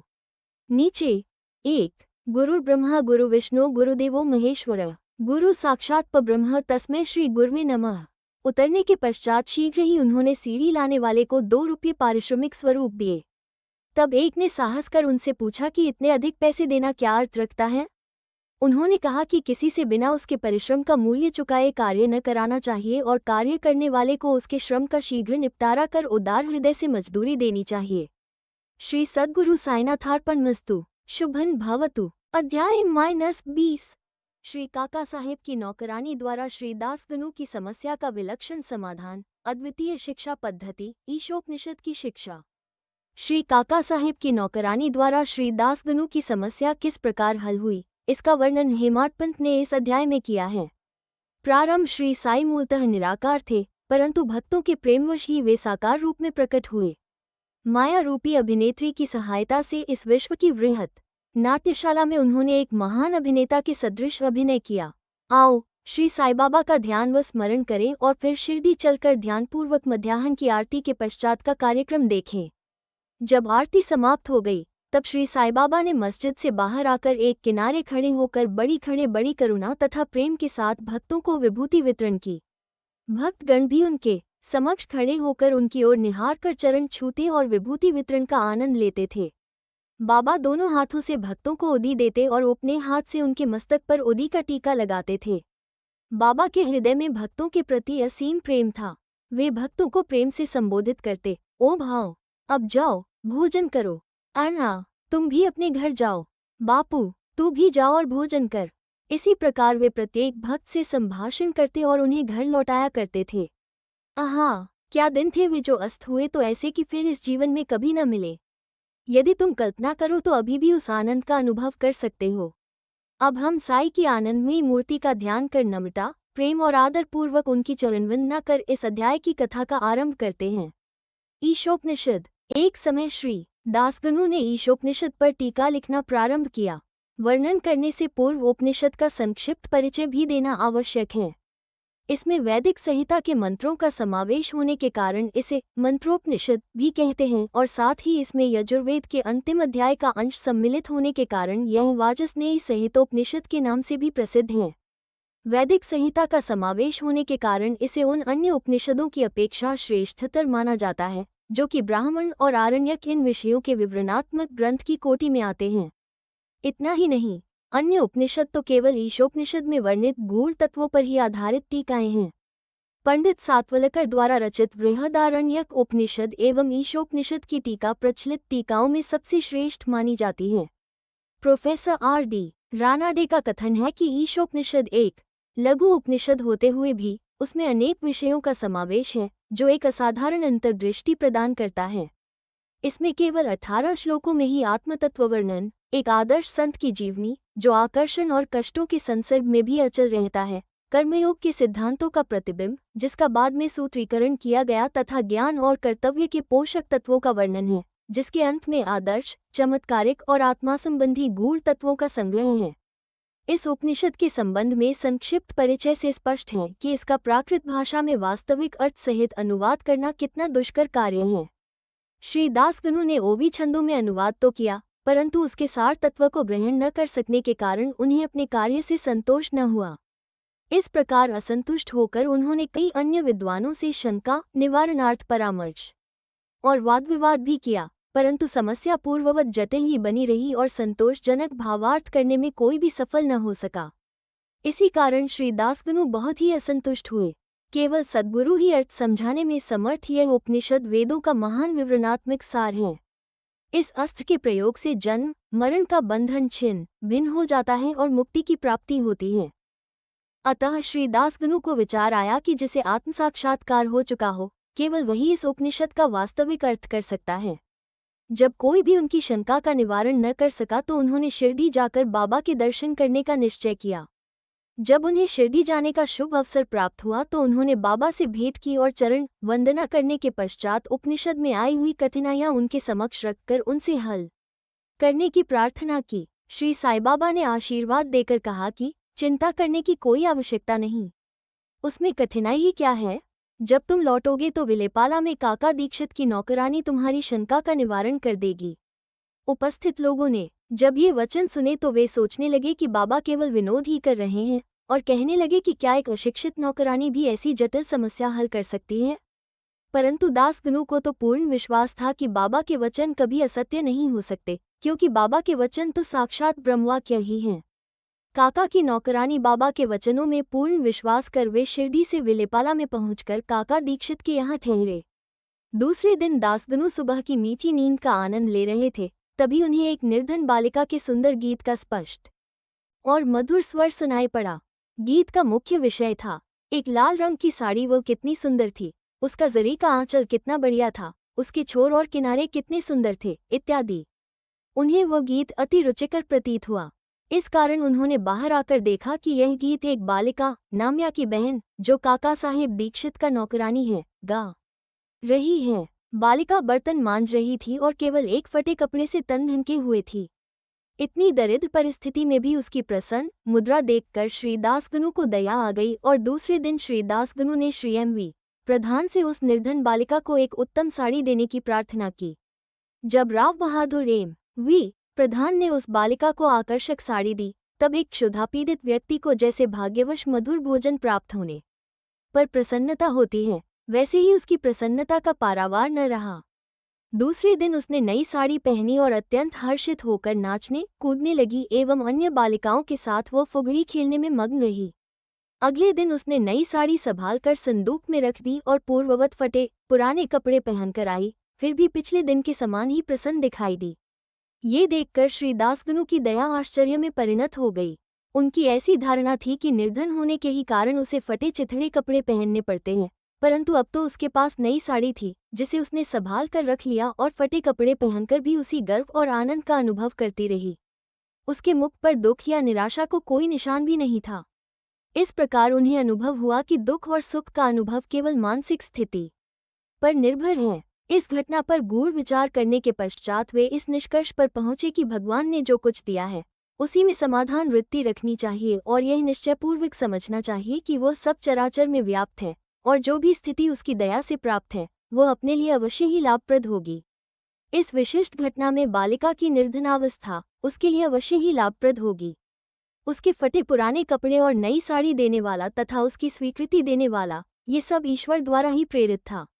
श्री दासगनु को उपनिषद के पाठ की प्रत्यक्ष शिक्षा मिल गई, अर्थात जो कुछ अपने पास है उसी में समाधान वृत्ति माननी चाहिए। सार यह है कि जो कुछ होता है सब उसी की इच्छा से नियंत्रित है, अतः उसी में संतुष्ट रहने में हमारा कल्याण है। अद्वितीय शिक्षा पद्धति। उपर्युक्त घटना से पाठकों को विदित होगा कि बाबा की शिक्षा पद्धति अद्वितीय और अपूर्व थी। बाबा शिरडी के बाहर कभी नहीं गए, परंतु फिर भी उन्होंने किसी को मच्छिद्रगढ़, किसी को कोल्हापुर या सोलापुर साधनाओं के लिए भेजा। किसी को दिन में और किसी को रात्रि में दर्शन दिए, किसी को काम करते हुए तो किसी को निद्रावस्था में दर्शन दिए और उनकी इच्छाएं पूर्ण की। भक्तों को शिक्षा देने के लिए उन्होंने कौन कौन सी युक्तियां काम में लाई, इसका वर्णन करना असंभव है। इस विशिष्ट घटना में उन्होंने श्री दासगनु को विलेपाला भेजकर वहां नौकरानी द्वारा समस्या हल कराई। जिनका ऐसा विचार हो कि श्री दासगनु को बाहर भेजने की आवश्यकता ही क्या थी, क्या वे स्वयं नहीं समझा सकते थे? उनसे मेरा कहना है कि बाबा ने उचित मार्ग ही अपनाया, अन्यथा श्री दासगनु किस प्रकार एक अमूल्य शिक्षा उस निर्धन नौकरानी व उसकी साड़ी द्वारा प्राप्त करते जिसकी रचना स्वयं साई ने की थी। ईशोपनिषद की शिक्षा। ईशोपनिषद की मुख्य देन नीति शास्त्र संबंधी उपदेश है। हर्ष की बात है कि इस उपनिषद की नीति निश्चित रूप से आध्यात्मिक विषयों पर आधारित है, जिसका इसमें वृहत रूप से वर्णन किया गया है। उपनिषद का प्रारंभ ही यही से होता है कि समस्त वस्तुएं ईश्वर से ओत-प्रोत हैं। यह आत्मविषयक स्थिति का भी एक उपसिद्धांत है, और जो नीति संबंधी उपदेश उससे ग्रहण करने योग्य है वो ये है कि जो कुछ ईश कृपा से प्राप्त है उसमें आनंद मानना चाहिए और दृढ़ भावना रखनी चाहिए कि ईश्वर सर्वशक्तिमान है और इसलिए जो कुछ उसने दिया है वही हमारे लिए उपयुक्त है। ये भी उसमें प्राकृतिक रूप से वर्णित है कि पराये धन की तृष्णा की प्रवृत्ति को रोकना चाहिए। सारांश ये है कि अपने पास जो कुछ है उसी में संतुष्ट रहना, क्योंकि यही ईश्वर की इच्छा है। चरित्र संबंधी द्वितीय उपदेश ये है कि कर्तव्य को ईश्वरेच्छा समझते हुए जीवन व्यतीत करना चाहिए, विशेषतः उन कर्मों को जिनको शास्त्र में वर्णित किया गया है। इस विषय में उपनिषद का कहना है कि आलस्य से आत्मा का पतन हो जाता है और इस प्रकार निरपेक्ष कर्म करते हुए जीवन व्यतीत करने वाला ही अकर्मण्यता के आदर्श को प्राप्त कर सकता है। अंत में कहा कि जो सब प्राणियों को अपना ही आत्मस्वरूप समझता है तथा जिसे समस्त प्राणी और पदार्थ आत्मस्वरूप हो चुके हैं, उसे मोह कैसे उत्पन्न हो सकता है? ऐसे व्यक्ति को दुख का कोई कारण नहीं हो सकता। सर्वभूतों में आत्मदर्शन न कर सकने के कारण भिन्न भिन्न प्रकार के शोक, मोह और दुखों की वृद्धि होती है। जिसके लिए सब वस्तुएं आत्मस्वरूप बन गई हों, वो अन्य सामान्य मनुष्यों का छिद्रान्वेषण क्यों करे? श्री सद्गुरु साईनाथार्पणमस्तु। शुभं भवतु। अध्याय 21। श्री वी.एच. ठाकुर, श्री अनंतराव पाटनकर और पंढरपुर के वकील की कथाएं। इस अध्याय में हेमाड पंत ने श्री विनायक हरिश्चंद्र ठाकुर B.A. श्री अनंतराव पाटनकर, पुणे निवासी तथा पंढरपुर के एक वकील की कथाओं का वर्णन किया है। ये सब कथाएं अति मनोरंजक हैं। यदि इनका सारांश मनपूर्वक ग्रहण कर उन्हें आचरण में लाया जाए तो आध्यात्मिक पथ पर पाठकगण अवश्य अग्रसर होंगे। प्रारंभ। यह एक साधारण सा नियम है कि गत जन्मों के शुभ कर्मों के फलस्वरूप ही हमें संतों का सान्निध्य और उनकी कृपा प्राप्त होती है। उदाहरणार्थ हेमाडपंत स्वयं अपनी घटना प्रस्तुत करते हैं। वे अनेक वर्षों तक बंबई के उपनगर बांद्रा के स्थानीय न्यायाधीश रहे। पीर मौलाना नामक एक मुस्लिम संत भी वहीं निवास करते थे। उनके दर्शनार्थ अनेक हिंदू, पारसी और अन्य धर्मावलंबी वहां जाया करते थे। उनके मुजावर ने हेमाडपंत से भी उनका दर्शन करने के लिए बहुत आग्रह किया, परंतु किसी न किसी कारणवश उनकी भेंट उनसे न हो सकी। अनेक वर्षों के उपरांत जब उनका शुभ काल आया तब वे शिरडी पहुंचे और बाबा के दरबार में जाकर स्थायी रूप से सम्मिलित हो गए। भाग्यहीनों को संत समागम की प्राप्ति कैसे हो सकती है? केवल वे ही सौभाग्यशाली हैं जिन्हें ऐसा अवसर प्राप्त हो। संतों द्वारा लोक शिक्षा का कार्य चिरकाल से ही इस विश्व में संपादित होता आया है। अनेकों संत भिन्न भिन्न स्थानों पर किसी निश्चित उद्देश्य की पूर्ति के लिए स्वयं प्रकट होते हैं। यद्यपि उनका कार्यस्थल भिन्न होता है, परंतु वे सब पुनर्तः एक ही हैं। वे सब उस सर्वशक्तिमान परमेश्वर की संचालन शक्ति के अंतर्गत एक ही लहर में कार्य करते हैं। उन्हें प्रत्येक के कार्य का परस्पर ज्ञान रहता है और आवश्यकतानुसार वे परस्पर पूर्ति भी करते हैं, जो निम्नलिखित घटना द्वारा स्पष्ट है। Shri Thakur 6 Shri V H Thakur B.A. Revenue विभाग में एक कर्मचारी थे। वे एक समय भूमिमापक दल के साथ कार्य करते हुए बेलगांव के समीप वडगांव नामक ग्राम में पहुंचे। वहां उन्होंने एक कानरी संत पुरुष के दर्शन कर उनकी चरण वंदना की। वे अपने भक्तों को निश्चल दसकृत विचार सागर नामक ग्रंथ का भावार्थ समझा रहे थे।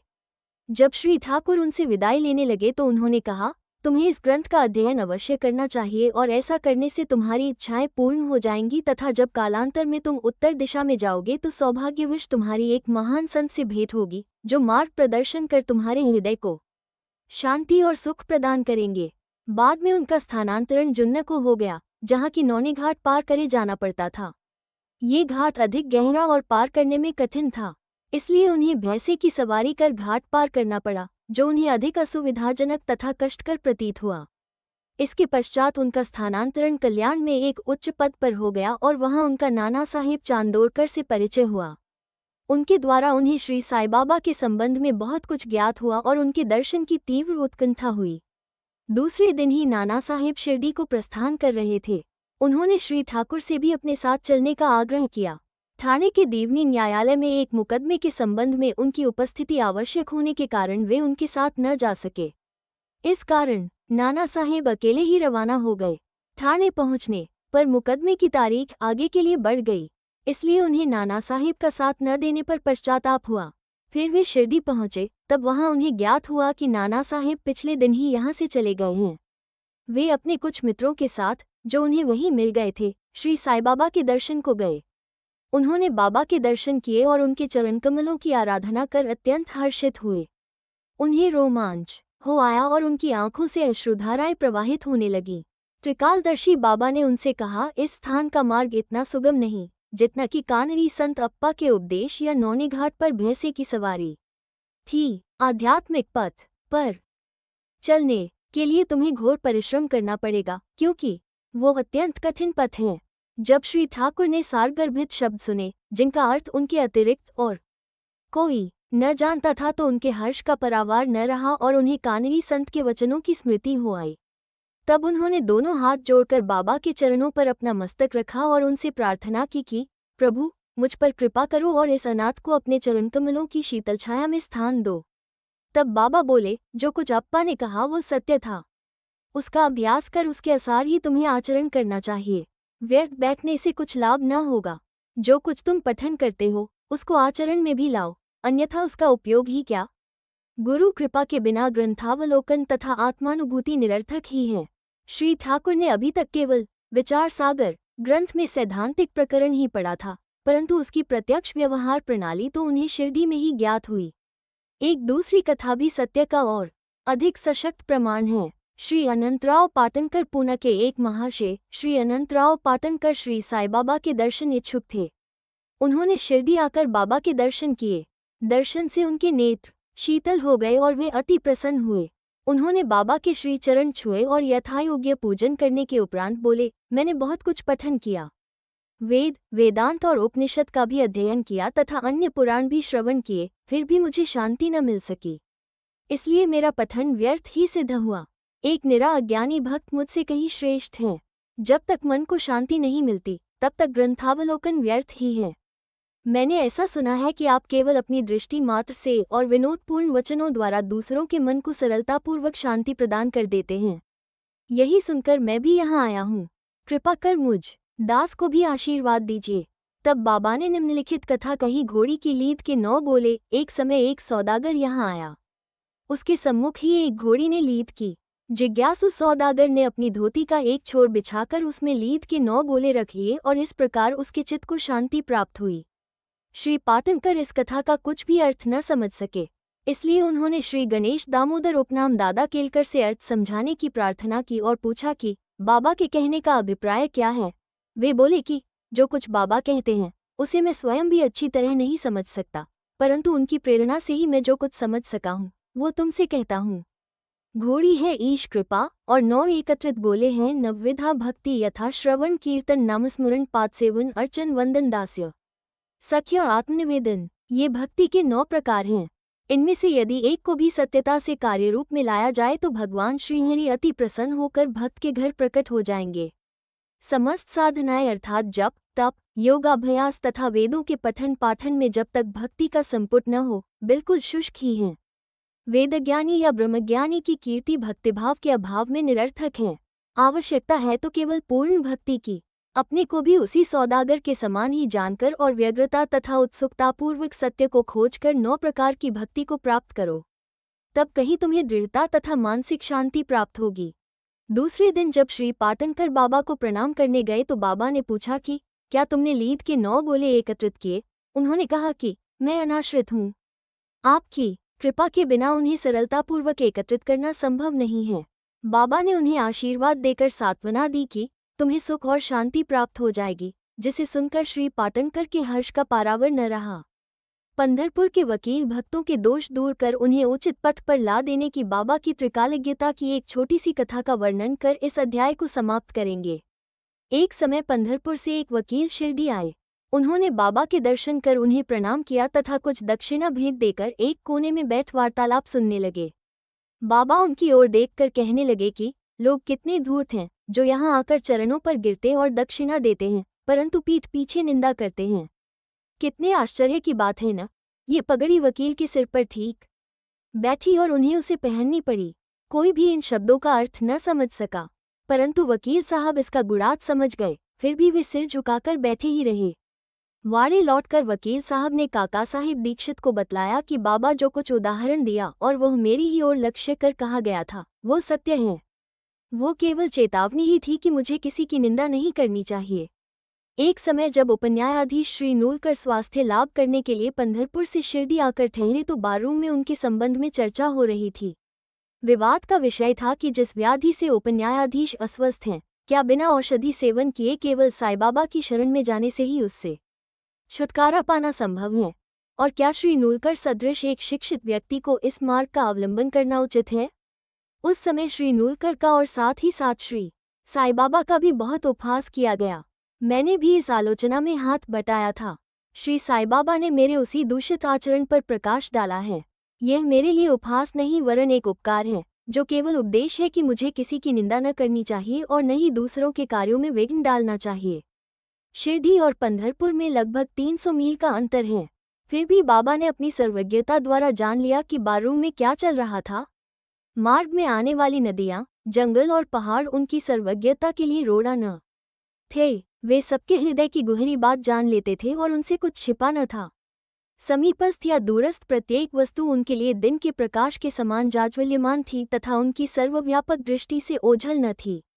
इस घटना से वकील साहब को शिक्षा मिली कि कभी किसी का छिद्रान्वेषण एवं निंदा नहीं करनी चाहिए। ये कथा केवल वकील साहिब के लिए नहीं वरन सबके लिए शिक्षाप्रद है। श्री साईबाबा की महानता कोई न आंक सका और न ही उनकी अद्भुत लीलाओं का अंत ही पा सका। उनकी जीवनी भी तदनुरूप ही है, क्योंकि वे परब्रह्म स्वरूप हैं। श्री सद्गुरु साईनाथार्पणमस्तु। शुभं भवतु। बाबा की सर्प मारे परन सलाह। अध्याय 22। सर्प विष से रक्षा। श्री बाला साहेब मिरीकर, श्री बापू साहेब बूटी, श्री अमीर शक्कर, श्री हेमाडपंत बाबा के विचार। श्री साई बाबा का ध्यान कैसे किया जाए? उस सर्वशक्तिमान की प्रकृति अगाध है जिसका वर्णन करने में वेद और सहस्त्रमुखी शेषनाग भी अपने को असमर्थ पाते हैं। भक्तों की रुचि स्वरूप वर्णन से नहीं, उनकी तो दृढ़ धारणा है कि आनंद की प्राप्ति केवल उनके श्री चरणों से ही संभव है। उनके चरण कमलों के ध्यान के अतिरिक्त उन्हें अपने जीवन के सर्वोच्च लक्ष्य की प्राप्ति का अन्य मार्ग विदित ही नहीं। हेमाडपंत भक्ति और ध्यान का जो एक अति सरल मार्ग सुझाते हैं वो है, कृष्ण पक्ष के आरंभ होने पर चंद्रकलाएं दिन प्रतिदिन घटती जाती हैं तथा उनका प्रकाश भी क्रमशः क्षीण होता जाता है और अंत में अमावस्या के दिन चंद्रमा के पूर्ण विलीन रहने पर चारों ओर निशा का भयंकर अंधेरा छा जाता है। परंतु जब शुक्ल पक्ष का प्रारंभ होता है तो लोग चंद्र दर्शन के लिए अति उत्सुक हो जाते हैं। इसके बाद द्वितीया को जब चंद्र अधिक स्पष्ट नहीं होता तब लोगों को वृक्ष की दो शाखाओं के बीच से चंद्र दर्शन के लिए कहा जाता है, और जब इन शाखाओं के बीच उत्सुकता और ध्यानपूर्वक देखने का प्रयत्न किया जाता है तो दूर क्षितिज पर छोटी सी चंद्र रेखा के दृष्टिगोचर होते ही मन अति प्रफुल्लित हो जाता है। इसी सिद्धांत का अनुमोदन करते हुए हमें बाबा के श्री दर्शन का भी प्रयत्न करना चाहिए। बाबा के चित्र की ओर देखो, आहा कितना सुंदर है। वे पैर मोड़कर बैठे हैं और दाहिना पैर बाएं घुटने पर रखा गया है। बाएं हाथ की अंगुलियां दाहिने चरण पर फैली हुई हैं। दाहिने पैर के अंगूठे पर तर्जनी और मध्यमा अंगुलियां फैली हुई हैं। इस आकृति से बाबा समझा रहे हैं कि यदि तुम्हें मेरे आध्यात्मिक दर्शन करने की इच्छा हो तो अभिमान शून्य और विनम्र होकर उक्त दो अंगुलियों के बीच वे मेरे चरण में अंगूठे का ध्यान करो, तब कहीं तुम उस सत्य स्वरूप का दर्शन करने में सफल हो सकोगे। भक्ति प्राप्त करने का ये सबसे सुगम पंथ है। अब एक क्षण श्री साई बाबा की जीवनी का अवलोकन करें। साई बाबा के वास से ही शिरडी तीर्थस्थल बन गया है। चारों ओर से लोगों की भीड़ वहां प्रतिदिन बढ़ने लगी है तथा धनी और निर्धन सभी को किसी न किसी रूप में लाभ पहुंच रहा है। बाबा के असीम प्रेम, उनके अद्भुत ज्ञान भंडार और सर्वव्यापकता का वर्णन करने की सामर्थ्य किसे है? धन्य तो वही है जिसे कुछ अनुभव हो चुका है। कभी कभी वे ब्रह्म में निमग्न रहने के कारण दीर्घ मौन धारण कर लिया करते थे। कभी दृष्टांत देते तो कभी हास्य विनोद किया करते थे। कभी सरल चित रहते तो कभी क्रुद्ध भी हो जाया करते थे। भक्तों को उनके मुखमंडल के अवलोकन, वार्तालाप करने और लीलाएं सुनने की इच्छाएं सदा अतृप्त ही बनी रहती। फिर भी हम फूले न समाते थे। जलवृष्टि के कणों की गणना की जा सकती है, वायु को भी चर्म की थैली में संचित किया जा सकता है, परंतु बाबा की लीलाओं का कोई भी अंत न पा सकता। अब उन लीलों में से एक लीला का यहाँ दर्शन करें। भक्तों के संकटों के घटित होने पूर्व बाबा उपयुक्त अवसर पर किस प्रकार उनकी रक्षा किया करते थे। श्री बाला साहेब मिरीका, जो सरदार काका साहेब के सुपुत्र तथा कोपरगांव के मामलतदार थे, एक बार दौरे पर चितली जा रहे थे। तभी मार्ग में वे साई बाबा के दर्शनार्थ शिरडी पधारे। उन्होंने मस्जिद में जाकर बाबा की चरण वंदना की और सदैव की भांति स्वास्थ्य तथा अन्य विषयों पर चर्चा की।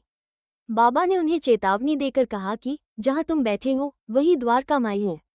जो उसकी गोद में बैठता है वो अपने बच्चों के समस्त दुखों और कठिनाइयों को दूर कर देती है। यह मस्जिद माई परम दयालु हैं। सरल हृदय भक्तों की तो वो माँ है और संकटों में उनकी रक्षा अवश्य करेगी। जो उसकी गोद में एक बार बैठता है उसके समस्त कष्ट दूर हो जाते हैं। जो उसकी छत्रछाया में विश्राम करता है उसे आनंद और सुख की प्राप्ति होती है। तदुपरांत बाबा ने उन्हें उदी देकर अपना वरदहस्त उनके मस्तक पर रख आशीर्वाद दिया। जब श्री बाला साहेब जाने के लिए उठ खड़े हुए तो बाबा बोले कि क्या तुम लंबे बाबा से परिचित हो, और अपनी बाईं मुट्ठी बंद कर उसे दाहिने हाथ की कोहनी के पास ने जाकर दाहिने हाथ को सांप के सदृश हिलाकर बोले कि वो अति भयंकर है, परंतु द्वारकामाई के लालों का वो कर ही क्या सकता है। जब स्वयं द्वारकामाई उनकी रक्षा करने वाली है तो सर्प की सामर्थ्य ही क्या है। वहां उपस्थित लोग इसका अर्थ तथा मिरीका को इस प्रकार चेतावनी देने का कारण जानना चाहते थे, परंतु पूछने का साहस किसी में भी न था। बाबा ने श्यामा को बुलाया और बाला साहेब के साथ जाकर चितली यात्रा का आनंद लेने की आज्ञा दी। तब श्यामा ने जाकर बाबा का आदेश बाला साहेब को सुनाया। वे बोले, मार्ग में असुविधाएं बहुत हैं, अतः आपको व्यर्थ ही कष्ट उठाना उचित नहीं है। बाला साहेब ने जो कुछ कहा वो श्यामा ने बाबा को बताया। बाबा बोले कि अच्छा ठीक है, न जाओ। सदैव उचित अर्थ ग्रहण कर श्रेष्ठ कार्य ही करना चाहिए। जो कुछ होने वाला है सो तो होकर ही रहेगा। बाला साहेब ने पुनः विचार कर श्यामा को अपने साथ चलने के लिए कहा। तब श्यामा पुनः बाबा की आज्ञा प्राप्त कर बाला साहेब के साथ तांगे में रवाना हो गए। वे 9 बजे चितली पहुंचे और मारुति मंदिर में जाकर ठहरे। ऑफिस के कर्मचारीगण अभी नहीं आए थे, इस कारण वे यहाँ वहाँ की चर्चाएं करने लगे। बाला साहेब दैनिक पत्र पढ़ते हुए चटाई पर शांतिपूर्वक बैठे थे। उनकी धोती का ऊपरी सिरा कमर पर पड़ा हुआ था और उसी के एक भाग पर एक सर्प बैठा हुआ था। किसी का भी ध्यान उधर न था। वो सी सी करता हुआ आगे रेंगने लगा। यह आवाज सुनकर चपरासी दौड़ा और लालटेन ले आया। सर्प को देखकर वो सांप सांप कहकर उच्च स्वर में चिल्लाने लगा। तब बाला साहेब अति भयभीत होकर कांपने लगे। श्यामा को भी आश्चर्य हुआ। तब वे तथा अन्य व्यक्ति वहां से धीरे से हटे और अपने हाथ में लाठियां ले लीं। सर्प धीरे धीरे कमर से नीचे उतर आया। तब लोगों ने उसका तत्काल ही प्राणात कर दिया। जिस संकट की बाबा ने भविष्यवाणी की थी वो टल गया और साईं चरणों में बाला साहेब का प्रेम दृढ़ हो गया। बापू साहेब बूटी। एक दिन महान ज्योतिषी श्री नाना साहेब डेंगले ने बापू साहेब बूटी से कहा, आज का दिन तुम्हारे लिए अत्यंत अशुभ है और तुम्हारे जीवन को संकटप्रद है। ये सुनकर बापू साहेब बड़े अधीर हो उठे। जब सदैव की भांति वे बाबा के दर्शन करने गए तो वे बोले कि ये नाना क्या कहते हैं। वे तुम्हारी मृत्यु की भविष्यवाणी कर रहे हैं, परंतु तुम्हें भयभीत होने की किंचित मात्र भी आवश्यकता नहीं है। इनसे दृढ़तापूर्वक कह दो कि अच्छा देखें काल मेरा किस तरह अपहरण करता है। जब संध्यास में बापू अपने शौच गृह में गए तो वहां उन्हें एक सर्प दिखाई दिया। उनके नौकर ने भी सर्प को देख लिया और उसे मारने को एक पत्थर उठाया। बापू साहेब ने एक लंबी लकड़ी मंगवाई, परंतु लकड़ी आने से पूर्व ही वो सांप दूरी पर रेंगता हुआ दिखाई दिया और तुरंत ही दृष्टि से ओझल हो गया। बापू साहेब को बाबा के अभयपूर्ण वचनों का स्मरण हुआ और बड़ा ही संतोष हुआ। अमीर शक्कर कोहराले गांव का निवासी था, जो कोपरगांव तालुके में है। वो जाति का कसाई था और बांद्रा में दलाली का धंधा किया करता था। वो प्रसिद्ध व्यक्तियों में से एक था। एक बार वो गठिया रोग से अधिक कष्ट पा रहा था। जब उसे खुदा की स्मृति आई तब काम धंधा छोड़कर वो शिरडी आया और बाबा से रोग निवृत्ति की प्रार्थना करने लगा। तब बाबा ने उसे चावड़ी में रहने की आज्ञा दे दी। चावड़ी उस समय एक अस्वास्थ्यकारक स्थान होने के कारण इस प्रकार के रोगियों के लिए सर्वथा अयोग्य थी। गांव का अन्य कोई भी स्थान उसके लिए बेहतर होता, परंतु बाबा के शब्द तो निर्णयात्मक तथा मुख्य औषधि स्वरूप थे। बाबा ने उसे मस्जिद में न आने दिया और चावड़ी में ही रहने की आज्ञा दी। वहां उसे बहुत लाभ हुआ।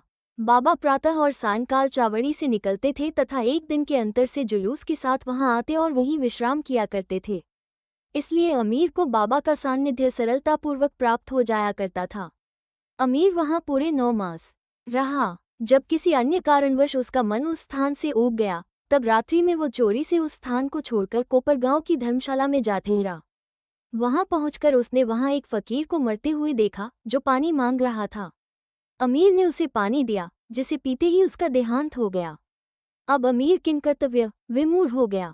उसे विचार आया कि अधिकारियों को इसकी सूचना दे दूं तो मैं ही मृत्यु के लिए उत्तरदायी ठहराया जाऊंगा और प्रथम सूचना पहुंचाने के नाते कि मुझे अवश्य इस विषय की अधिक जानकारी होगी, सबसे प्रथम मैं ही पकड़ा जाऊंगा। तब बिना आज्ञा शिरडी छोड़ने की उतावली पर उसे बड़ा पश्चाताप हुआ। उसने बाबा से मन ही मन प्रार्थना की और शिरडी लौटने का निश्चय कर उसी रात्रि बाबा का नाम लेते हुए पौ फटने से पूर्व ही शिरडी वापस पहुंचकर चिंता मुक्त हो गया। फिर वो चावड़ी में बाबा की इच्छा और आज्ञानुसार ही रहने लगा और शीघ्र ही रोगमुक्त हो गया। एक समय ऐसा हुआ कि अर्धरात्रि को बाबा ने जोर से पुकारा कि ओ अब्दुल, कोई दुष्ट प्राणी मेरे बिस्तर पर चढ़ रहा है। अब्दुल ने लालटेन लेकर बाबा का बिस्तर देखा, परंतु वहां कुछ भी न दिखा। बाबा ने ध्यानपूर्वक सारे स्थान का निरीक्षण करने को कहा और वे अपना सटका भी जमीन पर पटकने लगे।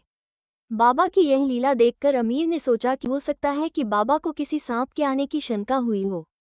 दीर्घकाल तक बाबा की संगति में रहने कारण अमीर को उनके शब्दों और कार्यों का अर्थ समझ में आ गया था। उन्होंने अपने बिस्तर के पास कुछ रेंगता हुआ देखा। तब उन्होंने अब्दुल से बत्ती मंगवाई और एक सांप को कुंडली मारे हुए वहां बैठे देखा, जो अपना फन हिला रहा था। फिर वो सांप तुरंत ही मार डाला गया। इस प्रकार बाबा ने सामयिक सूचना देकर अमीर के प्राणों की रक्षा की। हेमाड पंत। बाबा की आज्ञानुसार काका साहेब दीक्षित श्री एकनाथ महाराज के 2 ग्रंथों भागवत और भावार्थ रामायण का नित्य पारायण किया करते थे। एक समय जब रामायण का पाठ हो रहा था, तब श्री हेमाड पंत भी श्रोताओं में सम्मिलित थे। अपनी मां के आदेशानुसार किस प्रकार हनुमान ने श्री राम की महानता की परीक्षा ली, ये प्रसंग चल रहा था। सब श्रोता जन मंत्र मुग्ध हो रहे थे तथा हेमाड पंत की भी वही स्थिति थी। पता नहीं कहाँ से एक बड़ा बिच्छू उनके ऊपर आ गिरा और उनके दाहिने कंधे पर बैठ गया, जिसका उन्हें कोई भान तक न हुआ। ईश्वर को श्रोताओं की रक्षा स्वयं करनी पड़ती है। अचानक ही उनकी दृष्टि कंधे पर पड़ गई। उन्होंने उस बिच्छू देख लिया। वो मृतप्राय सा प्रतीत हो रहा था, मानो वह भी कथा के आनंद में तल्लीन हो। हरी इच्छा जानकर उन्होंने श्रोताओं में बिना विघ्न डाले उसे अपनी धोती के दोनों सिरे मिलाकर उसमें लपेट लिया और दूर ले जाकर बगीचे में छोड़ दिया। एक अन्य अवसर पर संध्या समय काका साहेब वाड़े के ऊपरी खंड में बैठे हुए थे। तभी एक सांप खिड़की की चौखट के एक छिद्र में से भीतर घुस आया और कुंडली मारकर बैठ गया। बत्ती लाने पर पहले तो वो थोड़ा चमका, फिर वही चुपचाप बैठा रहा और अपना फन हिलाने लगा। बहुत से लोग छड़ी और डंडा लेकर वहां दौड़े, परंतु वो एक ऐसे सुरक्षित स्थान पर बैठा था जहां उस किसी के प्रहार का कोई भी असर न पड़ता था। लोगों का शोर सुनकर वो शीघ्र ही उसी छिद्र में से अदृश्य हो गया। तब कहीं सब लोगों की जान में जान आई। बाबा के विचार। एक भक्त मुक्ताराम कहने लगा कि चलो, अच्छा ही हुआ जो एक जीव बेचारा बच गया। श्री हेमाड पंत ने उसकी अवहेलना कर कहा कि सांप को मारना ही उचित है। इस कारण इस विषय पर वाद विवाद होने लगा। एक का मत था कि सांप तथा उसके सदृश जंतुओं को मार डालना ही उचित है, किंतु दूसरे का इसके विपरीत मत था। रात्रि अधिक हो जाने के कारण किसी निष्कर्ष पर पहुंचे बिना ही उन्हें विवाद स्थगित करना पड़ा। दूसरे दिन ये प्रश्न बाबा के समक्ष लाया गया। तब बाबा निर्णयात्मक वचन बोले कि सब जीवों में और समस्त प्राणियों में ईश्वर का निवास है, चाहे वो सांप हो या बिच्छू। वे ही इस विश्व के नियंत्रण करता हैं और सब प्राणी सांप, बिच्छू इत्यादि उनकी आज्ञा का ही पालन किया करते हैं। उनकी इच्छा के बिना कोई भी दूसरों को हानि नहीं पहुंचा सकता। समस्त विश्व उनके अधीन है तथा स्वतंत्र कोई भी नहीं है। इसलिए हमें सब प्राणियों से दया और स्नेह करना चाहिए। वैमनस्य या संहार करना छोड़कर शांत चित्त से जीवन व्यतीत करना चाहिए। ईश्वर सबका ही रक्षक है। श्री सद्गुरु साईनाथार्पणमस्तु। शुभं भवतु।